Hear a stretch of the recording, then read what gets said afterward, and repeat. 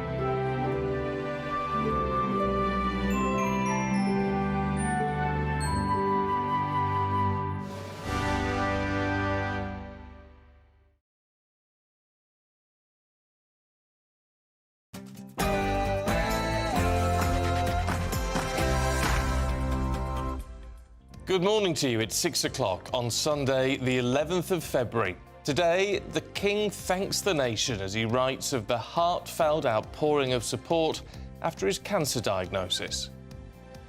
Two crucial by-election tests for the Prime Minister this week, but some MPs reckon the Conservatives have already given up hope. Lord Cameron has issued his concern as Israel prepares for a ground invasion of Rafah in Gaza. Also coming up, nuclear waste on your doorstep. One East Yorkshire community is dealing with that very scenario. Plus, it's a contentious question this weekend. Is the countryside racist? We'll debate that later on. Good morning. In the sport, there was heartache for Scotland in the closing seconds of their Six Nations clash with France at Murrayfield. England, meanwhile, edged past Wales at Twickenham, and we look back and ahead to the weekend's Premier League action. It's a misty and murky start to the day in places, but some of us will eventually see some sunshine poking through. Join me for the full weather details later on to find out if that's likely to be you. Morning to you. I'm Stephen Dixon. And I'm Anne Diamond, and this is Breakfast on GB News.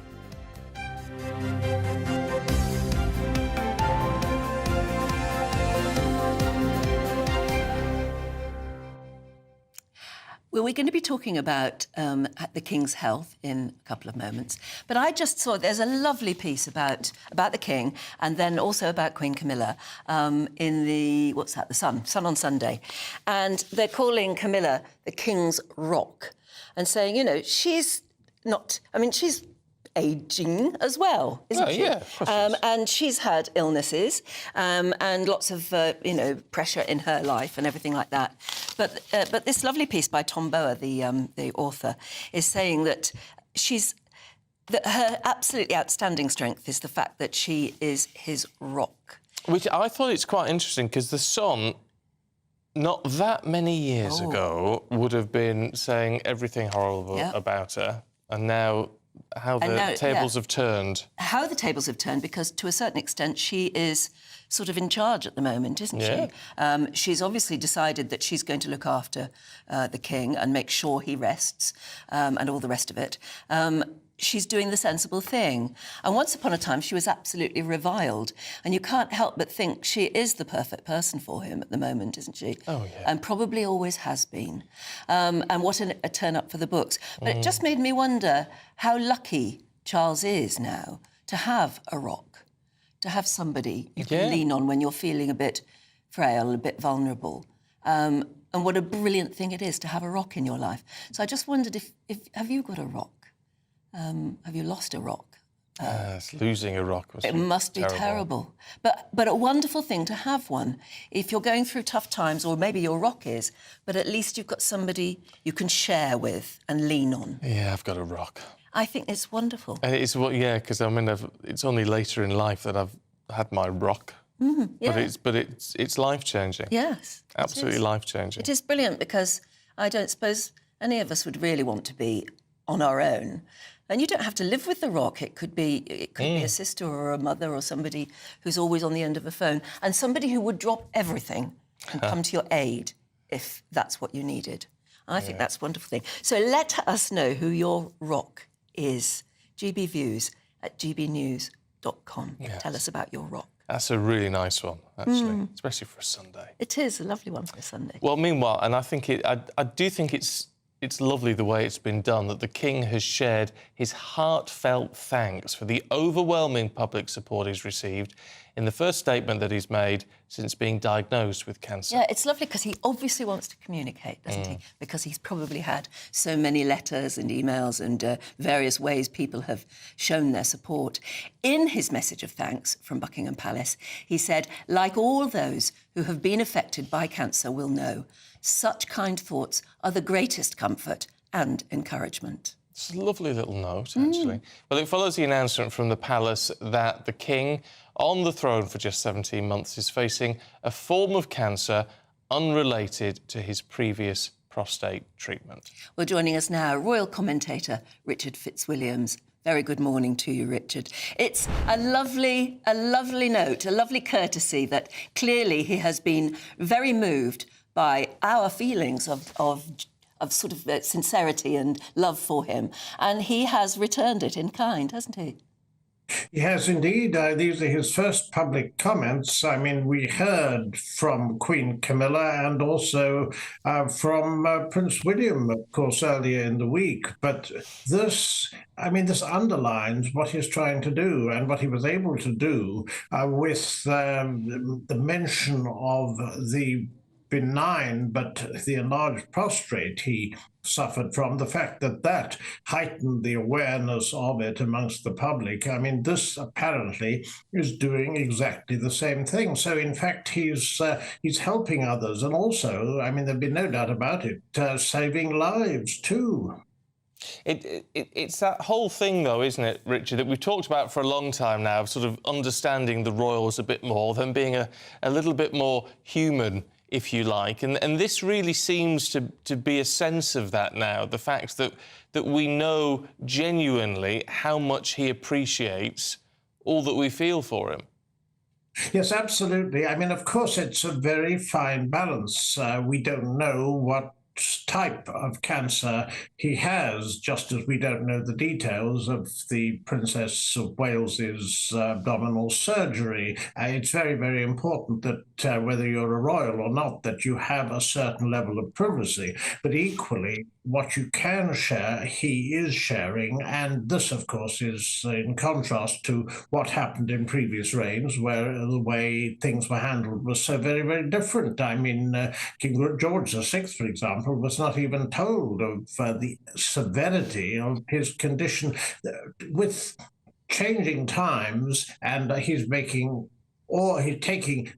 advantage of this, and also he's making absolutely certain that the good wishes of not only the nation but also the world, because he's an international figure. I mean, for whether it's he sees himself, I think, somewhat of a convener king, environmental matters, interreligious understanding, and so forth. There's been shock both nationally and in the other realms and internationally at this news, as you say, with only 17 months in the job, and something to fight that he never dreamt he'd have to, I imagine. And I imagine as well that he probably never dreamt he would be this popular in the hearts of his people. I mean, you know, it was only a few years ago he was really frightened that he would never be popular, and he seems to have captured our hearts, and Camilla too.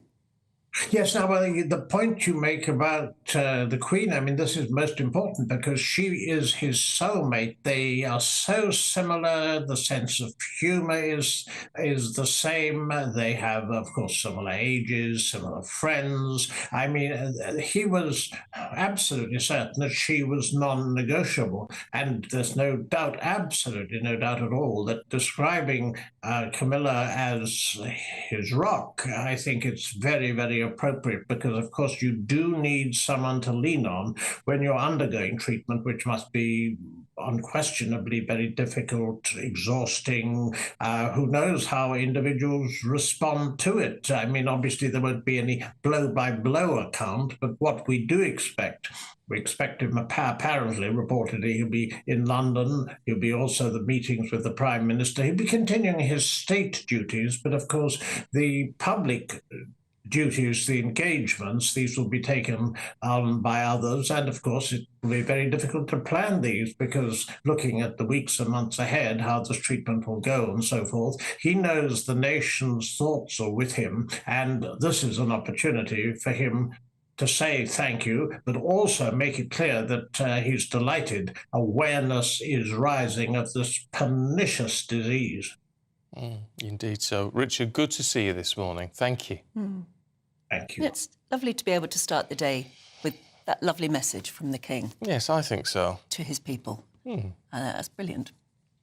Now, should we head to politics? Because, well, there's two by-elections in Wellingborough and Kingswood this week, all coming up on Thursday. Now, some top Conservative MPs have apparently warned that the party has descended into a death spiral. Well, as reported in The Observer today, Tory MPs have predicted fresh attacks on the Prime Minister over his leadership as he faces accusations of surrendering to Labour without putting up a proper fight. Well, let's talk to political commentator Jack Rowlett. Morning to you, Jack. Do we believe this or not? Well, I think we do. Quite frankly, Rishi Sunak's pitch to not just his party, but the country as well, has been things are going to get better. Trust me, things might not be easy right now, but things are going to get better under my leadership. And 8 or 9 months out from the general election, he's running out of time to meet that pledge. It's been a week to forget for him, quite frankly. I mean, it's been a year to forget, really. And I think this coming week is going to be even more difficult for the Prime Minister. We've got those two by-elections that you mentioned in Wellingborough and Kingswood. The Tories are on course to lose both of those by-elections. And we know the economic data coming out this week is probably going to say that the UK has entered a technical recession. Things are so bad for the Conservatives, and maybe changing leader at this point is really the last roll of the dice. So no party, no governing party in the UK has been this far behind in the polls, this close to a general election. And I mean, we're really talking about potentially, depending on how well Reform UK do, potentially we could be looking at the kind of scenario that the Canadian Conservatives saw in the early 1990s, where they went from being the governing party to having just 2 seats in Parliament. Things really couldn't be getting much worse for Rishi Sunak or the Conservatives at this point, I think. Yeah, I mean, the two by-elections at Wellingborough and Kingswood, at the moment they have Tory majorities. But according to The Observer, everybody within the party everybody feels that they'll lose them. And one senior MP has told the newspaper that a number of people have commented that normally you're inundated with messages from the Whip's office requesting and in many cases requiring you to go to each by-election area on at least 3 occasions to help whip up support. In this case, apparently, they haven't been asked. No, and I think really Rishi Sunak and the close team around him are the only people who think the Conservatives might be able to pull off a shock in the next general election. Most people now within the Tory party have given up. We know that I think it's nearly 50 Tory MPs now are standing down at the next general election. And as you say, these two by-elections, they're seats that the Tories have held previously. One of them, you've got the difficult situation with Peter Bone and the allegations of bullying. But the other one is Chris Skidmore's former seat. You don't have that difficult situation around it. The Tories shouldn't be losing these seats. It's really, it shows how dire the situation is for them. And exactly, it seems like the kind of infrastructure around the Tory party has just given up at this point. Although it's not all bad news, because they have reportedly raised, I think, 16 million in the past few months from rich donors. So it's not like they don't have a kind of war chest to face the election later this year, but perhaps the fact that they're not pushing resources in the direction of defending these seats is a suggestion that they're really saving all their fire for the general election later this year. Oh, well, we shall see. Jack, thanks very much indeed. Well, let's just tell you, because the by-elections are this Thursday, that the candidates standing for Kingswood are Sam Bromley for the Conservatives, Andrew Brown for the Liberal Democrats, Damien Egan for Labour, Lorraine Francis for the Green Party, Rupert Lowe for Reform UK and Nicholas Wood for UKIP. And the candidates standing for Wellingborough are Anna Savage, Gun, Liberal, the Democrat Ben Habib. Have I got that right? No. No, I'm reading a different list. So it's Ben Habib for Reform UK, Helen Harrison for the Conservatives, Will Morris. Will Morris for the Green Party, and Kevin Watts for the Independent. I think I left out Labour. What's the name there? Is it Jen Kitchen? Jen Kitchen. Yeah. Sorry about that. That's all right. List. The monitor's very far away. It's very honestly, hard. it tests your squinting. eyes, yeah. Do you need glasses? No. Do you? I've been lasered. Oh, have you been lasered? Yeah. I've just been... I was telling you the other week I was squinting a lot. Oh, so yes, that's I right. have ordered new glasses. Oh, very exciting. I'm very excited. How much has that cost you? Nearly £500. Yeah. For 2 pairs, though. Yeah. But it's one of those because they're very focals and I've got odd eyesight, so it costs a lot of money, doesn't it? But what do you do? It's a nice thing that when they do the check, through all the fancy machines now that all spin around, and when they finally do it, even though you sit there looking like Mr. Magoo, you're like, oh, wow, everything's so clear. Oh, it's brilliant, isn't it? Fabulous. Yeah. So all the glasses are as good as the machine. It's the same. That was the same with the laser. You don't feel a thing. It's just a weird thing to do. And then as soon... I mean, and you don't feel it. It just happens like that. And then they give you something to read and suddenly everything... You can see everything. What, straight away? Just straight away. Straight away. Wow. Incredible. Well, there you go. But expensive. Anything to do with eyes is expensive. But what do you do? You've only got one set of eyes. You've got to look after them. Yeah. Yep. That's what I was always... Because my grandmother had very bad eyesight and my dad's got very bad eyesight. So we've always been taught, look after your eyes. Oh, gosh, yes. And your teeth. And your teeth. And everything else in between. All right, let's have a look at some of the other stories heading into the newsroom at 6:15. Well, police have begun searching the River Thames, looking for the body of the chemical attack suspect, Abdul Azedi. Yeah, the 35-year-old was last seen on CCTV leaning over the railings of Chelsea Bridge. Detectives now think he's dead, and there is, of course, a possibility that his body may never be found. The Royal Navy aircraft carrier, the HMS Prince of Wales, is setting sail this weekend. The £3 billion vessel is going to take part in one of the largest NATO exercises since the Cold War. And this announcement comes a week after its sister ship, the HMS Queen Elizabeth, was forced to cancel its deployment because of an issue with its propeller shaft. It's just 18 months after HMS Prince of Wales itself suffered a similar malfunction. GB News has learnt that 15 migrants were apprehended after attempting to cross the channel in a stolen fishing boat. The small vessel left the French coast between Calais and Dunkirk early yesterday morning. It was intercepted and handed over to Border Force officials here in the UK. The migrants are then brought to Dover.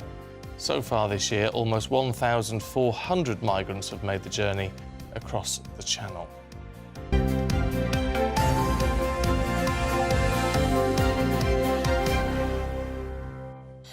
And it's 6:16 now to the Middle East, and the Foreign Secretary, Lord David Cameron, has revealed that he is deeply concerned by Israel's latest plan to launch a ground invasion of Rafah. Well, the Israeli Prime Minister Benjamin Netanyahu has ordered his troops to prepare a plan to evacuate the city in Gaza in preparation for a military offensive.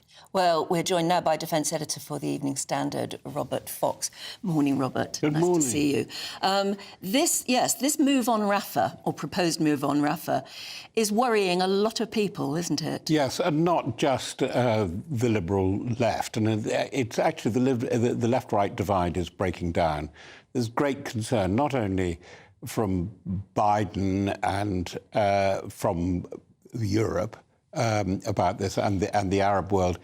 It's a tremendous proposition that Netanyahu has ordered his army, and it is clear it is Netanyahu that has ordered this because of the density of the population, and this is the last throw. We're going to smash Hamas. They've come up with facts and figures about breaking through into the tunnel system, about breaking the Hamas fighting force, and there's no doubt that they have destroyed a lot of the Hamas fighting force, but a lot of the figures have been disputed. The point is that there are roughly 1.4 million, around that, refugees, displaced, many of them concentrated on Rafah, and you cannot do close, and it is truly intimate, urban fighting among such a population.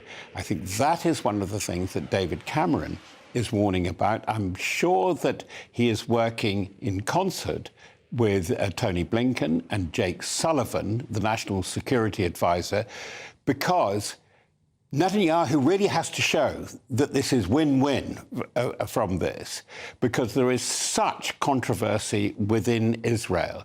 Of course, the kind of press that I read, and I'm not talking from a political perspective, I read the Israeli press in English, which is not exclusive, of course, but the balance of that is very, very critical, and it's very difficult to have such a divided political community supporting this very, very difficult war. But what he's got to do, just quickly, Stephen, is destroy Hamas and show that I have destroyed Yahya Sinwar, the leader, and his deputy, Mohammed Daif. And unless he can show that this is a win, it's going to be very, very difficult indeed, because people more and more think it's a war about Netanyahu's future political career.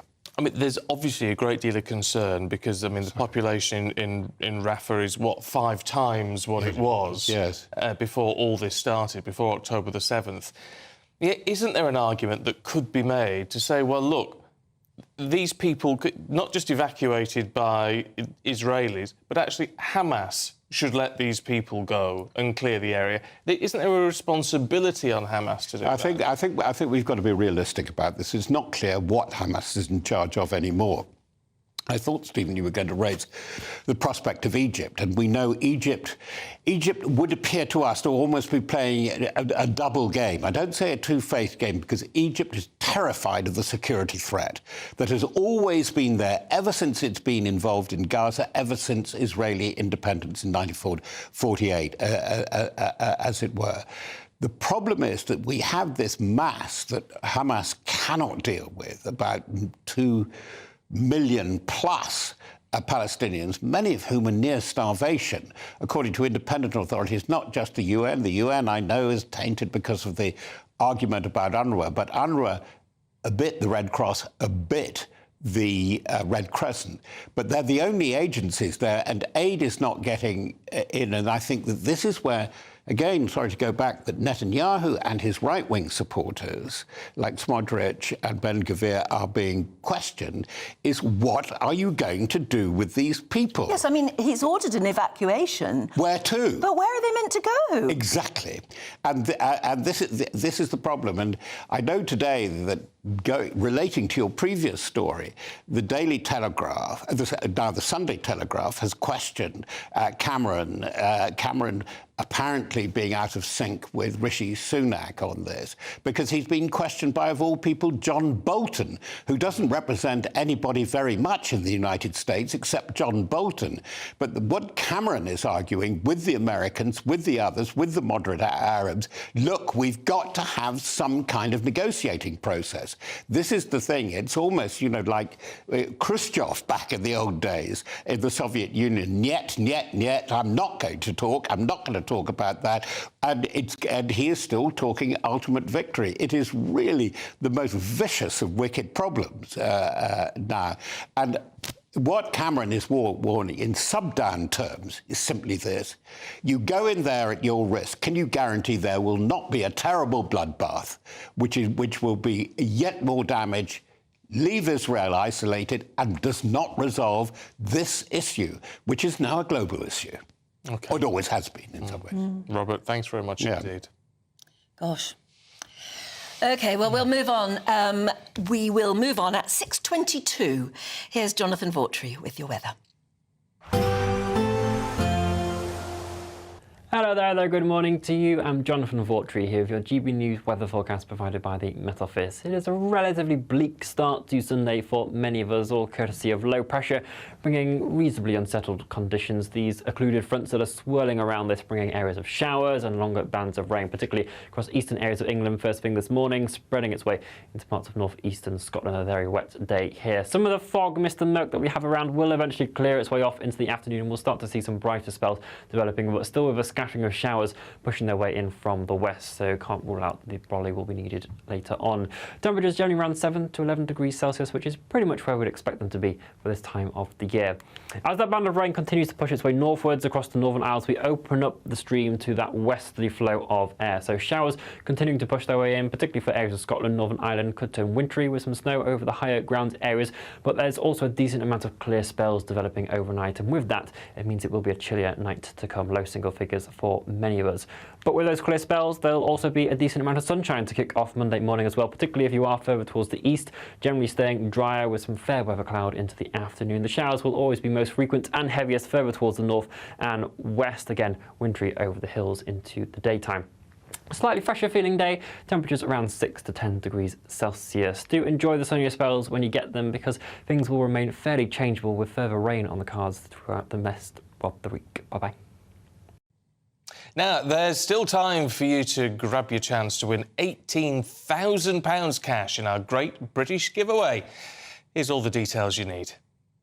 This is your chance to win £18,000 cash in our very latest Great British Giveaway. Cash to spend on anything you like. That's like having an extra £1,500 in your bank account each month for a whole year. What would you use that for? Well, congratulations, you've won £10,000. Oh my God, that's unbelievable. That's brilliant news. For another chance to win £18,000 in tax-free cash, text GBWIN to 84902. Text costs £2 plus one standard network rate message. Or post your name and number to GB02 PO Box 8690, Derby DE1 9TT. UK only. Entrance must be 18 or over. Lines close at 5 p.m. on Friday, the 23rd of February. Good luck. And do stay with us. Don't forget as well to tell us about your rock, the rock in your life, because obviously we're talking about the King, who has thanked the public for their wonderful wishes and support. But there's a lovely piece in today's Sun on Sunday about Queen Camilla and how amazingly strong she is being at the moment. She is his rock. And it just made us wonder, who is yours? And how important is that for you? So do get in touch. It's gbviews@gbnews.com. But still to come, we're going to be talking about one of the biggest sports shows in the world, the Super Bowl. And this year, of course, it's in Sin City itself. We'll talk more with Aidan in a moment.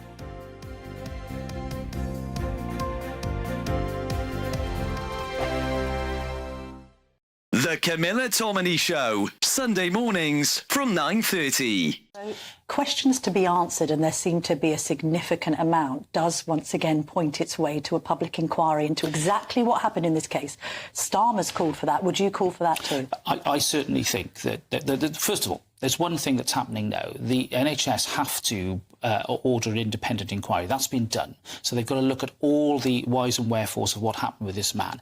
If it appears that we're not getting sufficient depth and breadth to this, then I think having an inquiry with all the powers that brings would be extremely advantageous. What I don't want is some long-winded inquiry that will take years, by which time other people will have been put at risk and maybe other lives have lost. We know what the problems are here, Camilla. Law's been passed on this. This is all about making sure on the ground we implement the highest degree of monitoring in order to ensure the safety of the public. Has care in the community failed?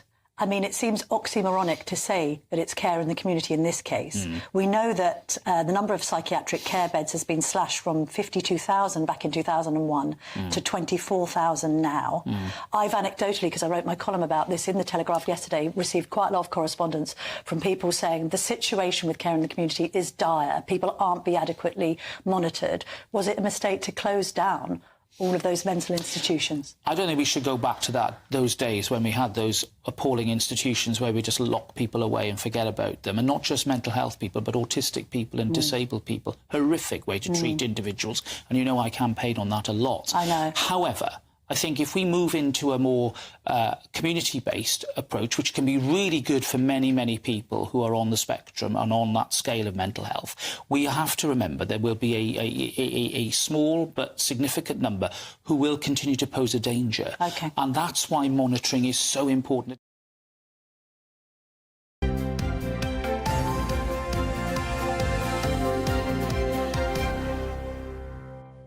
Now, tomorrow night, GB News will be hosting the first big election event of the year. The Prime Minister is going to take part in a special People's... excuse me.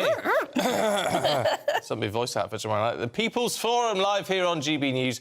It's 8 o'clock. Now, over the course of an hour, he's going to take questions directly from the studio audience. So... there's plenty of people. I don't know if there's still time if you want to be there, be in the studio audience. If there is, you can check it out, gbnews.com/PM. We might have booked all the seats up by now.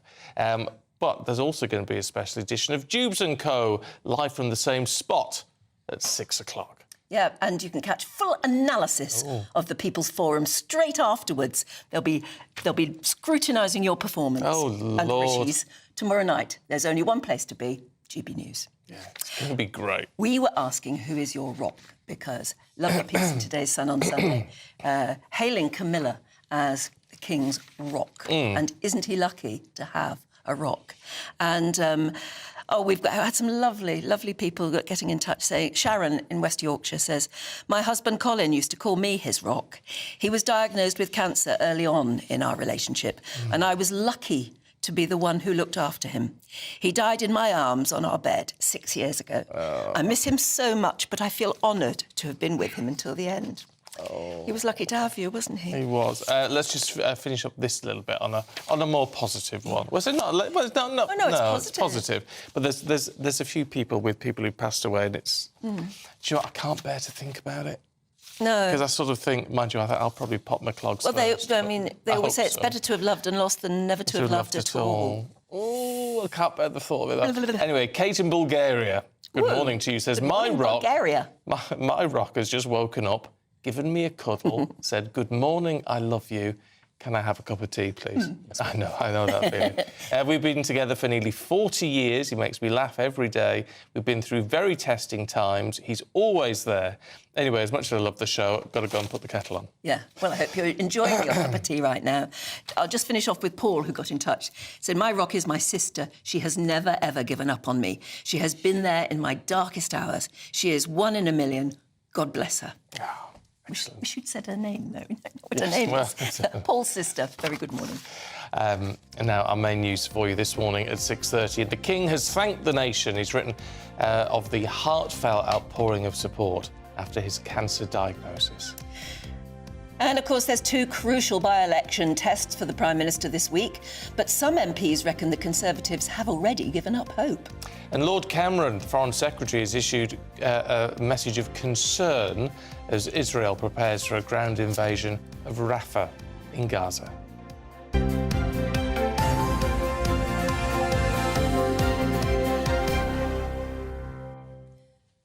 Not a good time to have a bad throat. I don't know what's up with me this morning. Got a lot of talking to do tomorrow night. Hopefully not too much. Well, no, hopefully. We'll have a very chatty Rishi audience. Sunak will Yeah, well, do most of the talking. Rishi can do lots of talking. Yeah.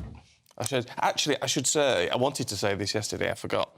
Whether you're a fan of the Prime Minister or not is irrelevant. I always think you should show respect for the office. Yes. So whether I've met him before he was Prime Minister. We always very chatty and very nice. But tomorrow, when I speak to him, it shall be, off camera, it will all be Prime Minister. Because it's the office you're showing respect to. So you won't call him Dishy Rishi? I won't call him Dishy Rishi. So whatever you think of, whether you like the current Prime Minister or any Prime Minister or not, you've got to show respect to the office. To the office, absolutely. Oh, yes. There you go. It's just my thought on that. Is that the little warm-up talk you'll give to the audience? You're going to ask the questions, but can we have a bit of respect? I was thinking that, because normally if you go to a TV show, there's a warm-up act, isn't it, to get you all in the mood.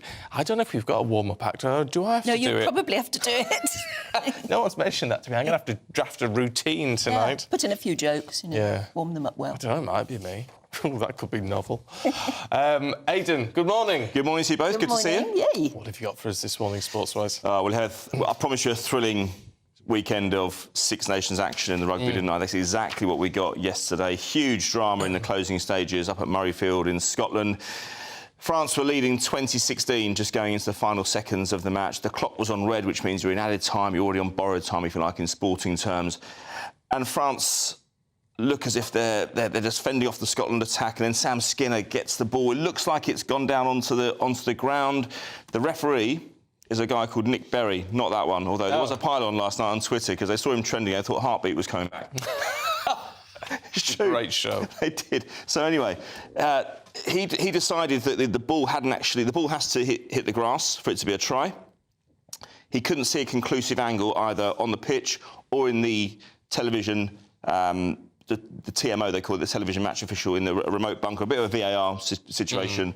They couldn't see conclusive evidence that the ball had hit the grass. Lots of people on the ground had felt that it had hit the grass, but there was no conclusive image, and therefore the try was not given. Scotland defeated 2016. Huge disappointment for them. And the captain, Finn Russell, said that he saw the ball hit the grass. Well, he probably would say that as well. But after winning last week in Wales and starting so well, even though they didn't play very well in the second half last week, it was a huge disappointment for them. Yeah. Oh, of course it is. Mind you, for England... Can I just say that on Scotland, they should take heart from the fact that although Nick Berry was the referee, every loser wins. Oh, I knew there was something coming. Yeah. I knew it. I'm working that. Yeah, I thought of it last night. That was Nick without the K. Yeah. England-Wales. Yes. This was actually, I mean, again, it's typical of England, isn't it? Trailing by half-time. That's right. But they're picking it up. Yeah, exactly the same as what happened last week in Italy. Look, are England a really decent side? The fact they got to the semi-finals of the World Cup just a few months ago would suggest that they are. They've obviously got some pretty class players. But are they flat-track bullies? I mean, if you're going to start Six Nations and you're going to be given Italy away, Wales at home, you'd probably take that. There are stiffer tests ahead. You have to consider that Wales are very much in transition, much more even than England are at the moment. I think 7 of their 15 who took to the field yesterday had fewer than 15 caps. So they got the job done. And so on to the next challenge. Next week they're not playing. It's a fallow period, but after that it's Scotland, it's Ireland, it's France. It gets a whole lot more difficult. But nonetheless, Jamie George was saying that it's just the first step. They acknowledged the fact that they weren't up against top opposition. There was some real naivety in the Wales ranks. But with England, with a new defensive formation, they're getting past the challenges they need to get past. And at the moment, they look pretty good. 2 out of 2, they've got the job done so far. Yeah. And we got Ireland, and Ireland played today against Italy as well, so they could reaffirm their position as favourites. Oh, well, yeah. Against Italy, it's a done deal, isn't it? Well, I don't know. You never say that in sport, really, Steve. You don't. I mean, England probably said that when they played the USA in 1950, and they lost 1-0. Although I'm quoting examples from quite far back in history there. But no, I expect Arsenal. Sorry, I expect Arsenal are playing today. That's football, but I expect Ireland to win today. As well against Italy, and that puts them in a very difficult, very unassailable position at the halfway stage. Yeah. OK, Aidan, for now, thank you very much indeed. We're going to oddly leave Aidan to keep talking about sport. Yes, but it's a sport that, well, I don't know. It is huge, but do we watch it in England very much? I think the figures are probably pretty good over here, all things considering. But it's all the Super Bowl, and it's the 58th. Isn't it? 58th Super Bowl tonight. It's the money, because it's so huge. The money in it is phenomenal. It's not only one of the biggest sporting events on earth, but the ad spots in the middle. At half-time, you mean?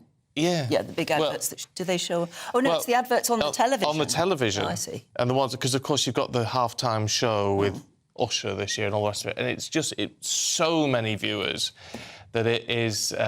Just a way to rake in millions upon millions of pounds or dollars. Well, joining us now is the founder of Believe Advertising, Adrian Falk. A very good morning to you, Adrian. Yeah, I mean, how much would a TV ad cost in that halftime break? Good morning to you both, Anne and Stefan, and thanks so much for having me. Yes, ads are paying big bucks, up to £5.5 million, which equates to about $7 million for a mere 30-second spot. And they're really putting it all on their line this year, with many engaging with lots of celebrities. Kicks off with Bud Light trying to win back a lot of its consumers after the nightmare marketing campaign it had with Dylan Mulvaney. That was the famous TikToker last year that engaged, and there was a massive backlash against engaging Dylan. And Post Malone is going to be featuring in the Bud Light spot, along with a few other names as well, including UFC's Dana White as well. And then moving on to other celebrities, Uber Eats hasn't, stopped in terms of its budget. There's going to be a Friends reunion between Jennifer Aniston and David Schwimmer, where they're going to be joined together.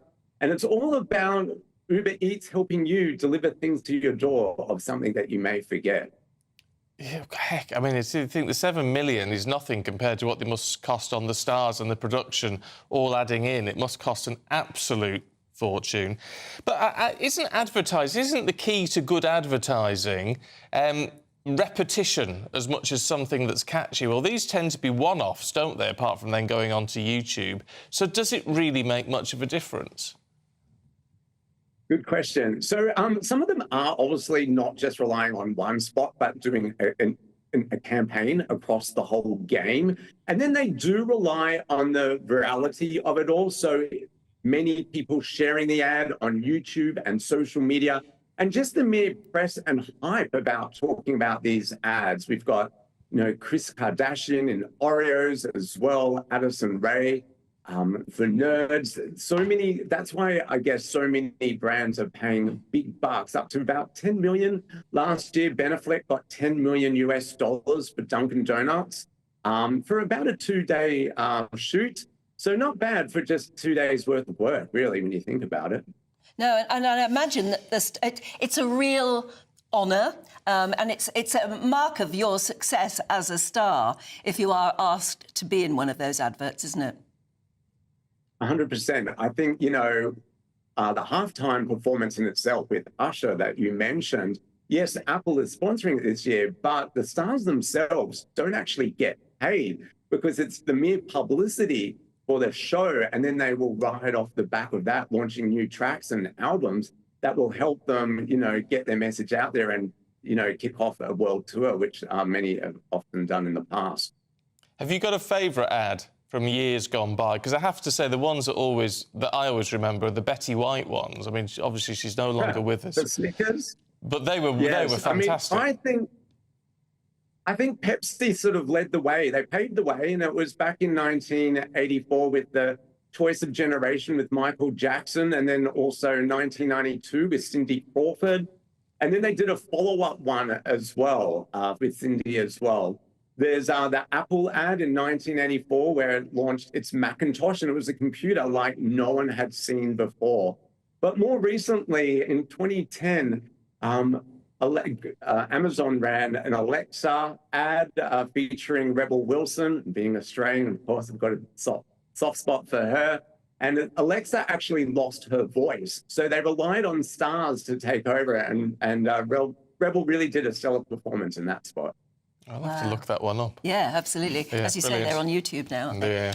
Great to talk to you, Adrian. Thank you very much indeed. I must say, I'd find the adverts much more exciting than what's going on the pitch. Yeah, they are good because they they throw so much money at them and the production and all the rest of it. Fantastic stuff. Anyway, look, we're going through the newspapers in just a couple of minutes with Fraser Myers and Candice Holdsworth. This is Breakfast on GB News. Britain's newsroom, weekday mornings from 9:30. When you listen to Nigel Farage's assessment there, do you feel that maybe this is as good as it was going to get, given that we had the pandemic and it was inevitably always going to be a bit of a mixed bag? Well, I think it's a bit of a poor excuse from Nigel there that they haven't done it properly. The facts are, Nigel, that it's not worked. It's not going to work. Yes, we will rejoin. I mean, are we better off for it? Are they... Can I jump in there, Charlie? We're going to rejoin under which government? Because Labour aren't going to do that, unless you don't think... But I mean, it's going to be unavoidable not to join, because I think it's getting worse and worse for us. I mean, let me just say this. Are the NHS better because we're out of Europe? No, they're not, because they're not employing more staff. Is the building trade better off? No. Is travelling abroad or to the EU or staying in the EU, are we better off? No. Are we better off because foods rise because of the EU? No. Are we better off with imports and export? No, because they're taking longer. The overall result is that we're not better off. The killer point here is 57% of the public would now vote to remain. 33% would leave. Surely that's the telling point. It depends on the pollster, Charlie, because we were talking to a very good pollster earlier who said there's no enthusiasm for any change in a year. Maybe 10 years, they might be thinking about it. Belinda de Lucia, let's bring you in. I'm sure you want to react to what Charlie said.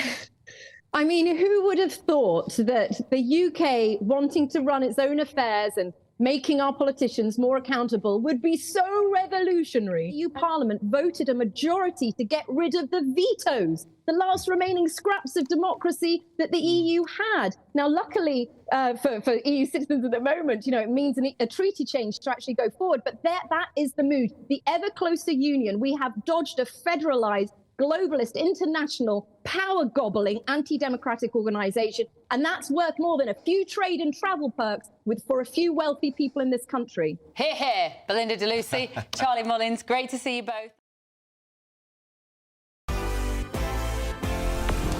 Hi, Rishi here. As Prime Minister, I'm focused on delivering on your priorities. So I'll be on the road to join GB News for a special People's Forum on Monday the 12th of February, where I'll be taking questions from a live audience about the issues that really matter to you: the economy, immigration, the NHS. See you there.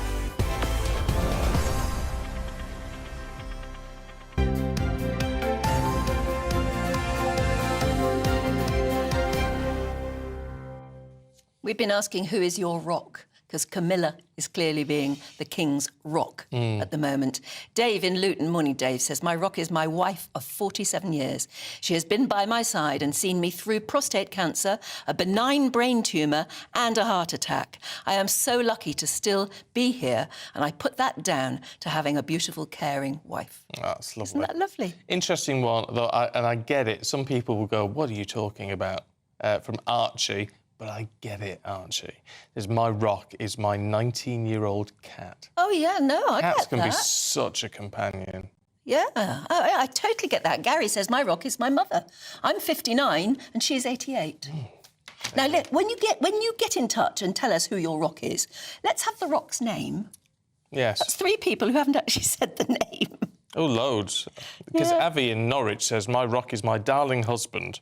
We've been together 57 years. Oh, good. He's kind, gentle and loving. Through good times and bad, together and apart for work. Apart for work, that is. Yeah. That's, it's lovely. Nice. Keep them coming through, gbviews@gbnews.com. Let's have a look at the newspapers for you this morning, should we? Start with the Sunday Telegraph. Has the British Army's desire to relax security checks from overseas to boost diversity and inclusion. Really?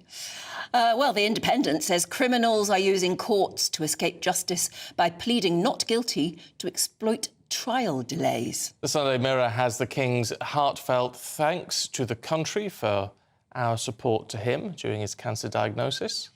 And the Tories have given up the fight. That's on the front of The Observer. The Sunday Express is looking at the King as well and his gratitude for the nation's support. Well, joining us to go through what's making the news is Deputy Editor of Spite, Fraser Myers, and writer and commentator Candice Holdsworth. Thank you very much for getting up so early and coming in. Good morning. So, Candice, we're starting with the King. Yes. So this is front page of The Express, and it's the story of King Charles basically saying thank you to everyone for all the support he's received and saying how much he now really can empathise with people who've been through cancer treatment, which... Once, I think only when you receive that diagnosis, or if you have someone close to you who has received that diagnosis, will you truly know that landscape. And it's something you can't know until that moment. And so I can imagine that, it has just expanded his consciousness in that way that he's never experienced before. You understand your fragility, but you have to place all your trust in the medical professionals looking after you, and they're your guide. Would you agree, Anne, on Absolutely, that one? Yeah, completely. And you have to make up your mind who you're going to trust. Yes. I think, because you don't know about cancer and how it works and all the rest of it. You have to... I reckon, this is what I said to my family, is that I've found the surgeon I believe in and I'm going to do what he tells me to do. And that's basically the way I had it. But there we see the King and Camilla by his side, and she is his rock. And isn't he lucky to have her? You need it. I mean, it's why it's in the wedding vows, in sickness and in health. Yes. There are points that will place so much pressure on a relationship, and sometimes it's underestimated how much strain the partner takes as well. Yeah. And sometimes they don't feel like they have a right to feel like they should be stressed, that it's the other person is the one who all their focus should be on, but they're also worrying and they're also taking strain. Trying to worry for two. Yes. Yeah. No, I agree. Fraser, let's have a look at the Sunday Telegraph, should we? Which is claiming the army is easing security checks. Yeah, so this is slightly worrying. A pretty extraordinary story where often diversity is talked about as, trying to make institutions more representative of the country. But this diversity drive is leading the army to actually recruit people from overseas and to reduce the security checks on them, to reduce some of the requirements. So, for instance, like saying they don't have to have lived in the country for as long as under the current rules, which is pretty extraordinary. I mean, the armed forces, you need people to be loyal. You need people who are trustworthy if they're going to be given security clearances. This is not a thing that can be compromised on, surely. And I think what this shows is that diversity and inclusion has almost taken on a kind of religious quality in the establishment, where even something where life is at risk, it seems diversity comes first. And it's not just that security checks are being eased, there's also in the insides of the Telegraph, there's also lots of stories about the kind of trainings that army officers are expected to go to. They have to do unconscious bias training, something which was actually banned by the government for civil servants because it doesn't work and actually increases racial animosity rather than decreases it. There's training on pronouns, there's training on using inclusive language, not using male and female terms for various military roles like riflemen. So it seems that the army, which is, a sort of institution that you would expect to be fairly hard-nosed, is completely... it's going woke. I mean, it's actually drowning in wokeness, it seems. That's a worry. I don't like the sound of that. I want the army to be an efficient fighting force. Yeah, and what's fascinating is that the defenders of this keep saying that actually diversity and inclusion and all these things are necessary for operational efficiency. I don't see how it is. It seems like a distraction, if anything. It seems like it undermines their operations. And we need to understand why they're struggling to recruit people. What is going on? I mean, are all these drives that they've done in the past, these marketing, advertising drives, are they actually not getting the message out? And they're not appealing to the people who normally would be drawn to going to the army? I don't know. I mean, I don't quite understand this in the sense that they're not wanting to recruit as many people, are they? I mean, I know we've got more people leaving than joining at the moment, but the numbers are way down because actually the checks have been cut in half. So they actually, it's about funding. Fund it better and then do a proper recruitment drive. Yes, and double the numbers or whatever it is. I mean, I can also see that diversity training is important. I mean, we expect the army to also be a civilised place in which to work. Yeah. And so, gay people, people of different ethnic origins and all the rest of it should be treated properly with respect. But there's also got to be There's also a lot of banter in the army. It's why all that hoo-ha, if you remember back to Harry years ago and what he was accused, and he had to apologise for all of the way he described someone.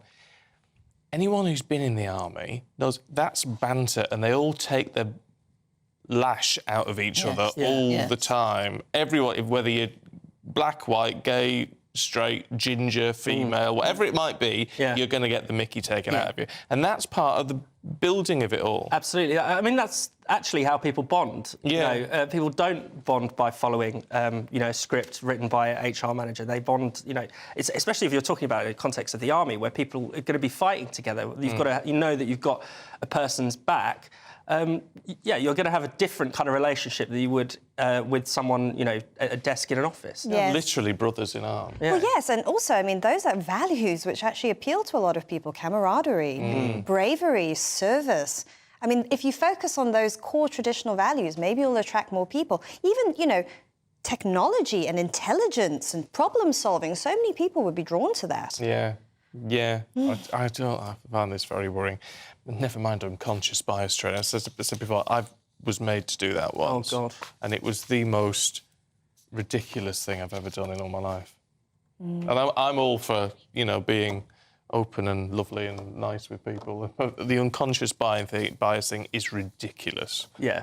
I mean, it's been shown time and time again not to work. And so it's amazing that it sort of still carries on in zombie form. And again, the government has given explicit instructions to civil servants, do not do this training. It is bad. It doesn't help the problem it's supposed to solve. And yet there's just this... as I said, I think there is almost a religious commitment to some of these ideas, you know, and you can defeat wokeism in one department and it crops up somewhere else, and it's almost unstoppable. Yes. All right, can we have a look at Starmer's Green Job Plan? This is in the Sunday Mirror, Candice, because obviously the Green Growth Plan's gone for a Burton now, so we've got a Green Jobs Plan instead. Yeah, so this was a story in the Mail, and...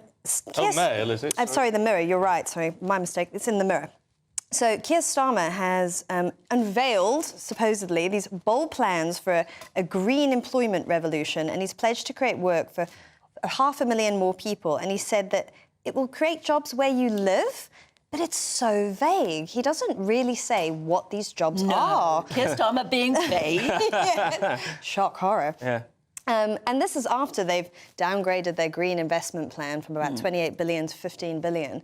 And this is just so common of Labour. You know, they have all these plans, they say they're going to invest all this money, but you have no idea if it's actually going to be executed well, what it's going to look like. And I, for one, and I think a lot of people, are just feeling really sceptical. You know, it's sort of future-faking. But it's going to create jobs where you live. And what does that mean? Like, what will they be? Will they be good quality jobs? Will they be jobs people want to do? I mean, it just doesn't say anything to me.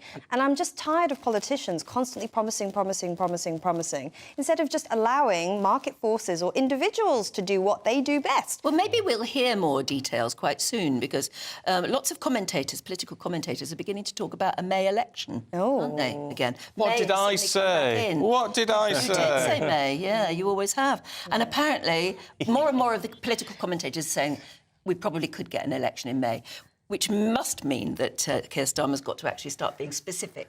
He will have to say something. But, I mean, with the green jobs, I mean, we've heard this so many times. We've been hearing this, actually, since way back in the day of Gordon Brown. We were promised a green industrial revolution. Right, and Cameron did as well. Cameron promised a similar thing.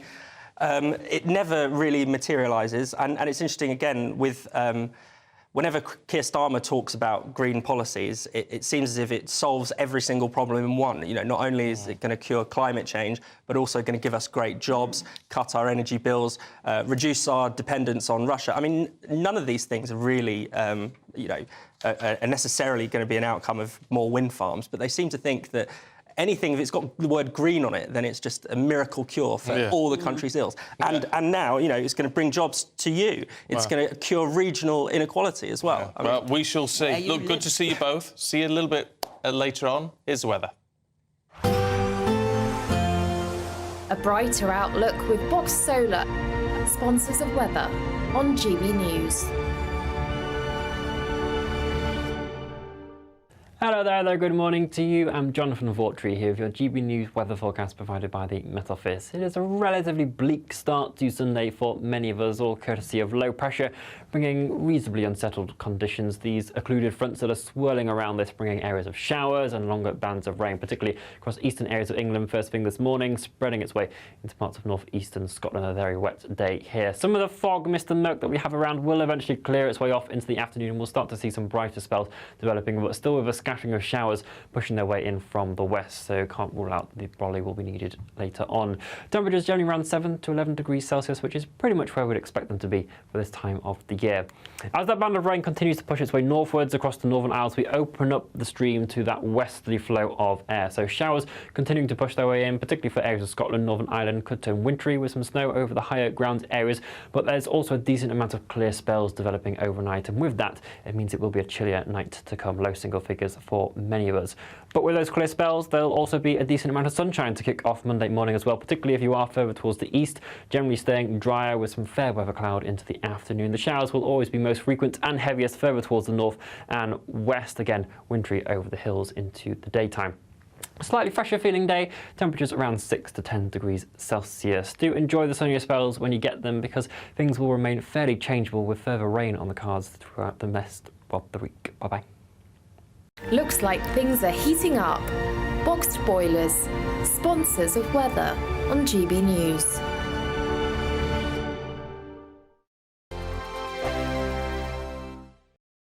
Afternoon Britain. Weekdays from midday. Francis, Just Stop Oil have in the past broken the law. I remember distinctly the Dartford crossing.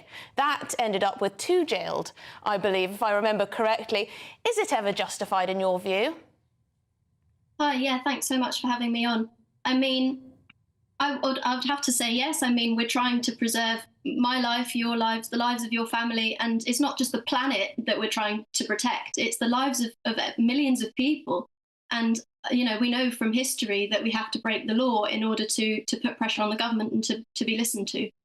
No one would doubt your sincerity in your views. You genuinely believe in what you fight for. But there are others who think differently. For example, there are Islamist extremists who believe that people will go to hell unless they convert to Islam. They will sincerely, perhaps, break the law in order to force people to convert. In their view, they might be saving people's lives for eternity. There might be abortion activists who say that babies are being murdered and to save their lives, we need to break the law to stop people having abortions. Why do you get to say that your moral conviction is the one that's right and other people's individual moral conviction are those that are wrong?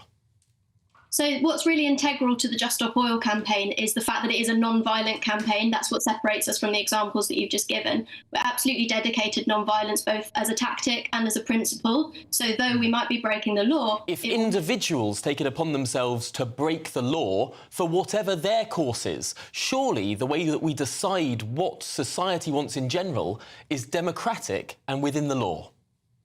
Well, of course, we know also that protest is absolutely integral to maintaining and upholding a democracy, and in particular, non-violent protest. I mean, I really can't express to you how severe this situation is, and I'm sure you know this.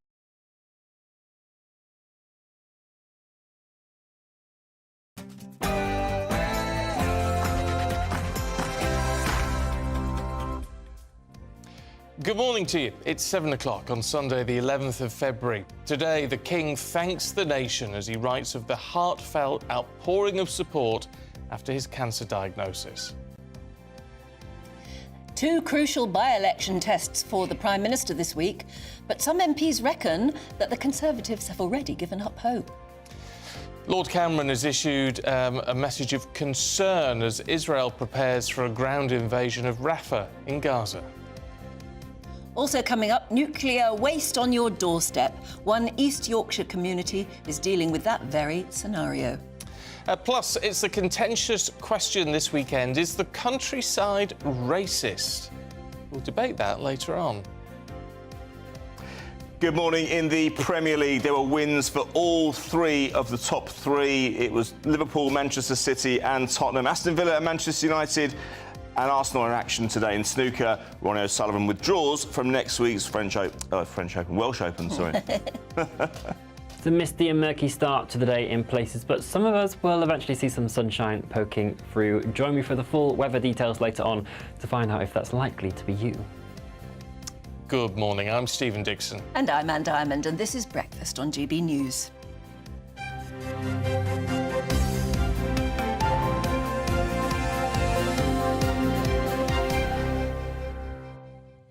Thank goodness that the King has Camilla to be his rock. Yes. And that's what the Sun on Sunday have been talking about today. She is the King's rock. How lucky he is to have her.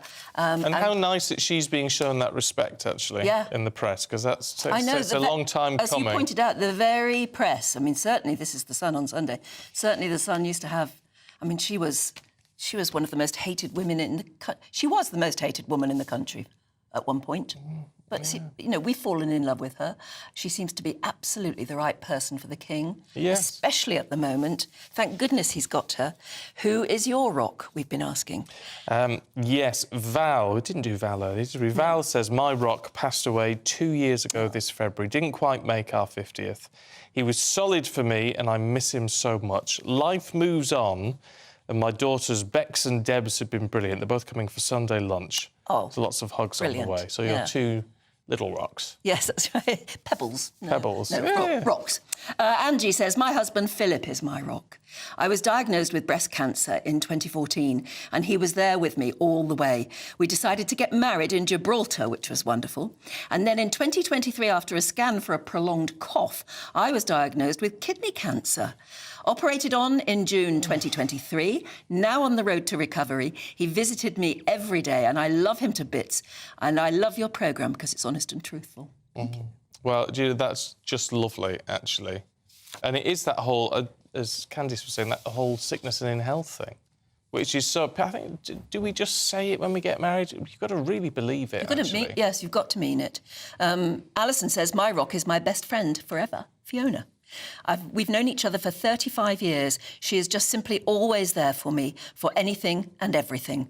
She lives in the UK and I live in the United Arab Emirates, which is where we first met. But it doesn't make any difference how far apart we are. You see, that's interesting, isn't it? Your rock doesn't have to be somebody to whom you are married. No. I mean, we had somebody who said that their rock was their cat. Yeah. And I'll bet you, look, there are lots of rocky dogs out there. I bet there are. I'll bet there are. So do let us know who is your rock, gbviews@gbnews.com. And if you've got a picture of you two together... Oh, brilliant. Yes, nice. Please. Actually, you can email those through as well. Now, talking of the rock, I bet the King is Camilla's rock as well, one would imagine. Yes. So, well, the King has shared his heartfelt thanks for the overwhelming public support he's had. He's released it in his first statement since being diagnosed with cancer. Yes, in his message of thanks from Buckingham Palace, he said, like all those who have been affected by cancer will know, such kind thoughts are the greatest comfort and encouragement. Well, it follows the announcement from the palace that King Charles is facing a form of cancer unrelated to his previous prostate treatment, though it's having that treatment that spotted this cancer. Yes, it's incredible, isn't it? Earlier we spoke to royal commentator Richard Fitzwilliams. These are his first public comments. I mean, we heard from Queen Camilla and also from Prince William, of course, earlier in the week. But this underlines what he's trying to do and what he was able to do with the mention of the benign but the enlarged prostate he suffered from, the fact that heightened the awareness of it amongst the public. I mean, this apparently is doing exactly the same thing. So, in fact, he's helping others, and also, I mean, there'd be no doubt about it, saving lives too. It's that whole thing, though, isn't it, Richard, that we've talked about for a long time now, of sort of understanding the royals a bit more, them being a little bit more human, if you like. And this really seems to be a sense of that now, the fact that we know genuinely how much he appreciates all that we feel for him. Yes, absolutely. I mean, of course, it's a very fine balance. We don't know what type of cancer he has, just as we don't know the details of the Princess of Wales's abdominal surgery. It's very, very important that whether you're a royal or not, that you have a certain level of privacy. But equally, what you can share, he is sharing. And this, of course, is in contrast to what happened in previous reigns, where the way things were handled was so very, very different. I mean, King George VI, for example, was not even told of the severity of his condition. With changing times, and he's taking advantage of this, and also he's making absolutely certain that the good wishes of not only the nation but also the world, because he's an international figure. I mean, for whether it's he sees himself, I think, somewhat of a convener king, environmental matters, interreligious understanding, and so forth. There's been shock both nationally and in the other realms and internationally at this news, as you say, with only 17 months in the job, and something to fight that he never dreamt he'd have to, I imagine. And I imagine as well that he probably never dreamt he would be this popular in the hearts of his people. I mean, you know, it was only a few years ago he was really frightened that he would never be popular, and he seems to have captured our hearts, and Camilla too. Yes, now, well, the point you make about the Queen, I mean, this is most important because she is his soulmate. They are so similar. The sense of humour is the same. They have, of course, similar ages, similar friends. I mean, he was absolutely certain that she was non-negotiable. And there's no doubt, absolutely no doubt at all, that describing Camilla as his rock, I think it's very, very appropriate because, of course, you do need someone to lean on. Oh, we've had some wonderful messages. It's incredible. This one, I love this from Andrea in Wolverhampton. She said, I'd love you to give my Chris a mention. He's more than my rock. The last few years I'd have been lost without him. I've gone through horrendous menopause, the frustration of waiting for a new hip. How he's put up with me, I will never know. It's because he's your rock. So that's Andrea and Chris. Yes, absolutely. We'll do as many of these as we possibly can. Liz in Dorset, for instance, says, my rock is my husband of nearly 48 years. Some long marriages we're hearing about. We've been together since I was 15 and he was 18, and I love him so dearly. I've had 2 different types of cancer, and he has been there and looked after me without one word of complaint. And then I recently had a foot operation, and that meant 6 weeks bedbound, and again, not a word of complaint. Oh. Brilliant. Sheila says, my rock is my husband of 47 years.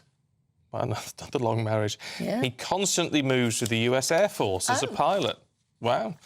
Many separations throughout the years, but he's been my counsel, my friend and my rock with a calm, level head. That's really nice. And I tell you what, Andrew as well, thank you, Andrew, for this message, because I know when you're going through a tough time, particularly, sometimes the telly or the radio can be so important. Andrew says, GB News is my rock. My world. It's the reason I wake up happy in the morning and go to bed at night with a smile on my face. What are you smiling about? Yes, I know. But no, actually, thank you, Andrew, for that, because it's quite right. Sometimes you do just need that company from your friends on screen. It is company, isn't it? Absolutely it is. Oh, that reminds me. I had to work a Christmas Day once. Well, I've worked a few Christmas days over the years. When I was a producer.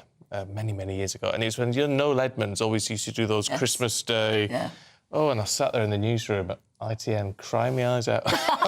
Really? It's just like, oh, no, all these, these reunions and all that they did on that. Oh. Oh, beautiful. Yeah, but it sort of was, but it was also depressing.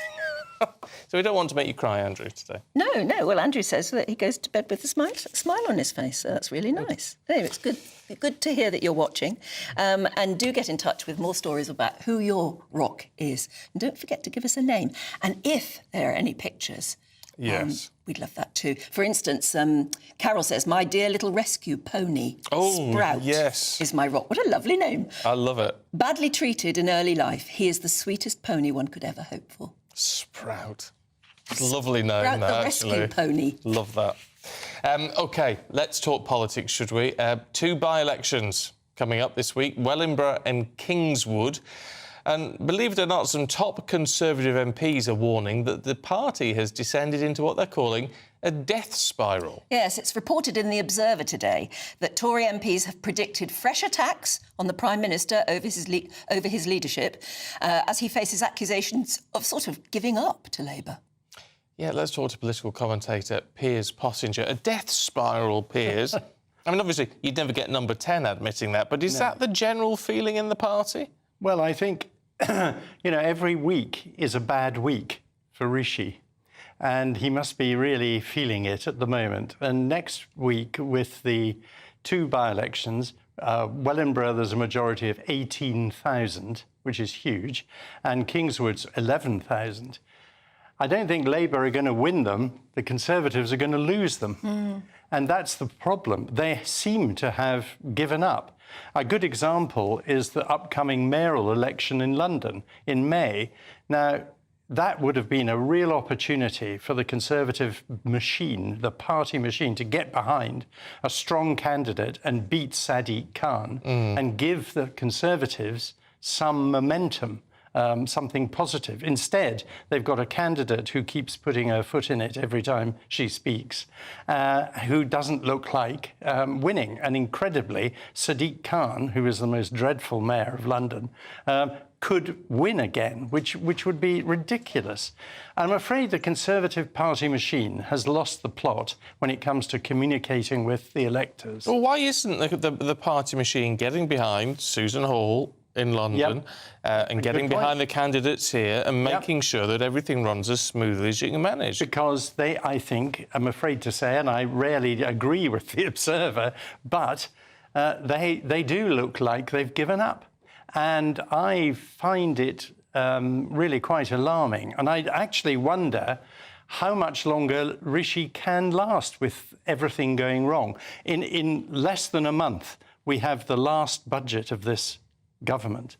Now, Jeremy Hunt, having talked up tax cuts, is now saying, oh, well, actually, I don't have as much room as I thought I had. So he's backtracking on that. So if we're going to have a damn squid... But Rishi was then talking it up again this weekend. I know. They're doing a Keir Starmer. They're flip-flopping everywhere at the moment because it shows they're completely lost. I mean, there are two by-elections coming up, as we've mentioned. Yes. And apparently, according to the Tory MPs, who are anonymously quoted in the Observer, normally you are required to go up to that constituency and do the rounds and support people, support the local candidate, do all of the rest of it. And you are not just asked to do it; you are required to do it by the Whip's office. This time, nothing. No, because I think they've realised it's going to be a disaster, and also a lot of these Tory MPs are rather lily-livered. They don't actually... I mean, many of them are standing down at the next election because they knew they were going to get beaten out of sight, and the rest of them don't really want to get involved. They're lining up future careers. It's a terrible state of affairs, and for a party that's deeply divided. I mean, in the Telegraph today, they're talking about some people in Wellingborough were saying, can we bring Boris on the campaign trail? That would make a difference. Well, Boris isn't even an MP, and they're talking about bringing Boris on the campaign trail when they kicked him out of the party. That shows how desperate the Conservatives are. It's a terrible state of affairs for them. And Starmer, who is... all he's doing is trying not to make a terrible blunder, unlike Neil Kinnock when he was so triumphalistic. And Starmer's obsessed about that. There's no question, in my view, that Starmer will be the next Prime Minister, and it could be sooner than most people are thinking. Do you think this makes May more likely for... I think it could be, because I think... after these two by-elections, to lose an 18,000 majority and an 11,000 majority, it's going to be really humiliating for Rishi. And, I mean, it's how much can a man take? It's disaster after disaster after disaster. It's foolish, though, to write everything off, isn't it? I mean, look at Uxbridge. Yep. When that was up for by-election, everyone was saying, well, there you go, Labour's got it.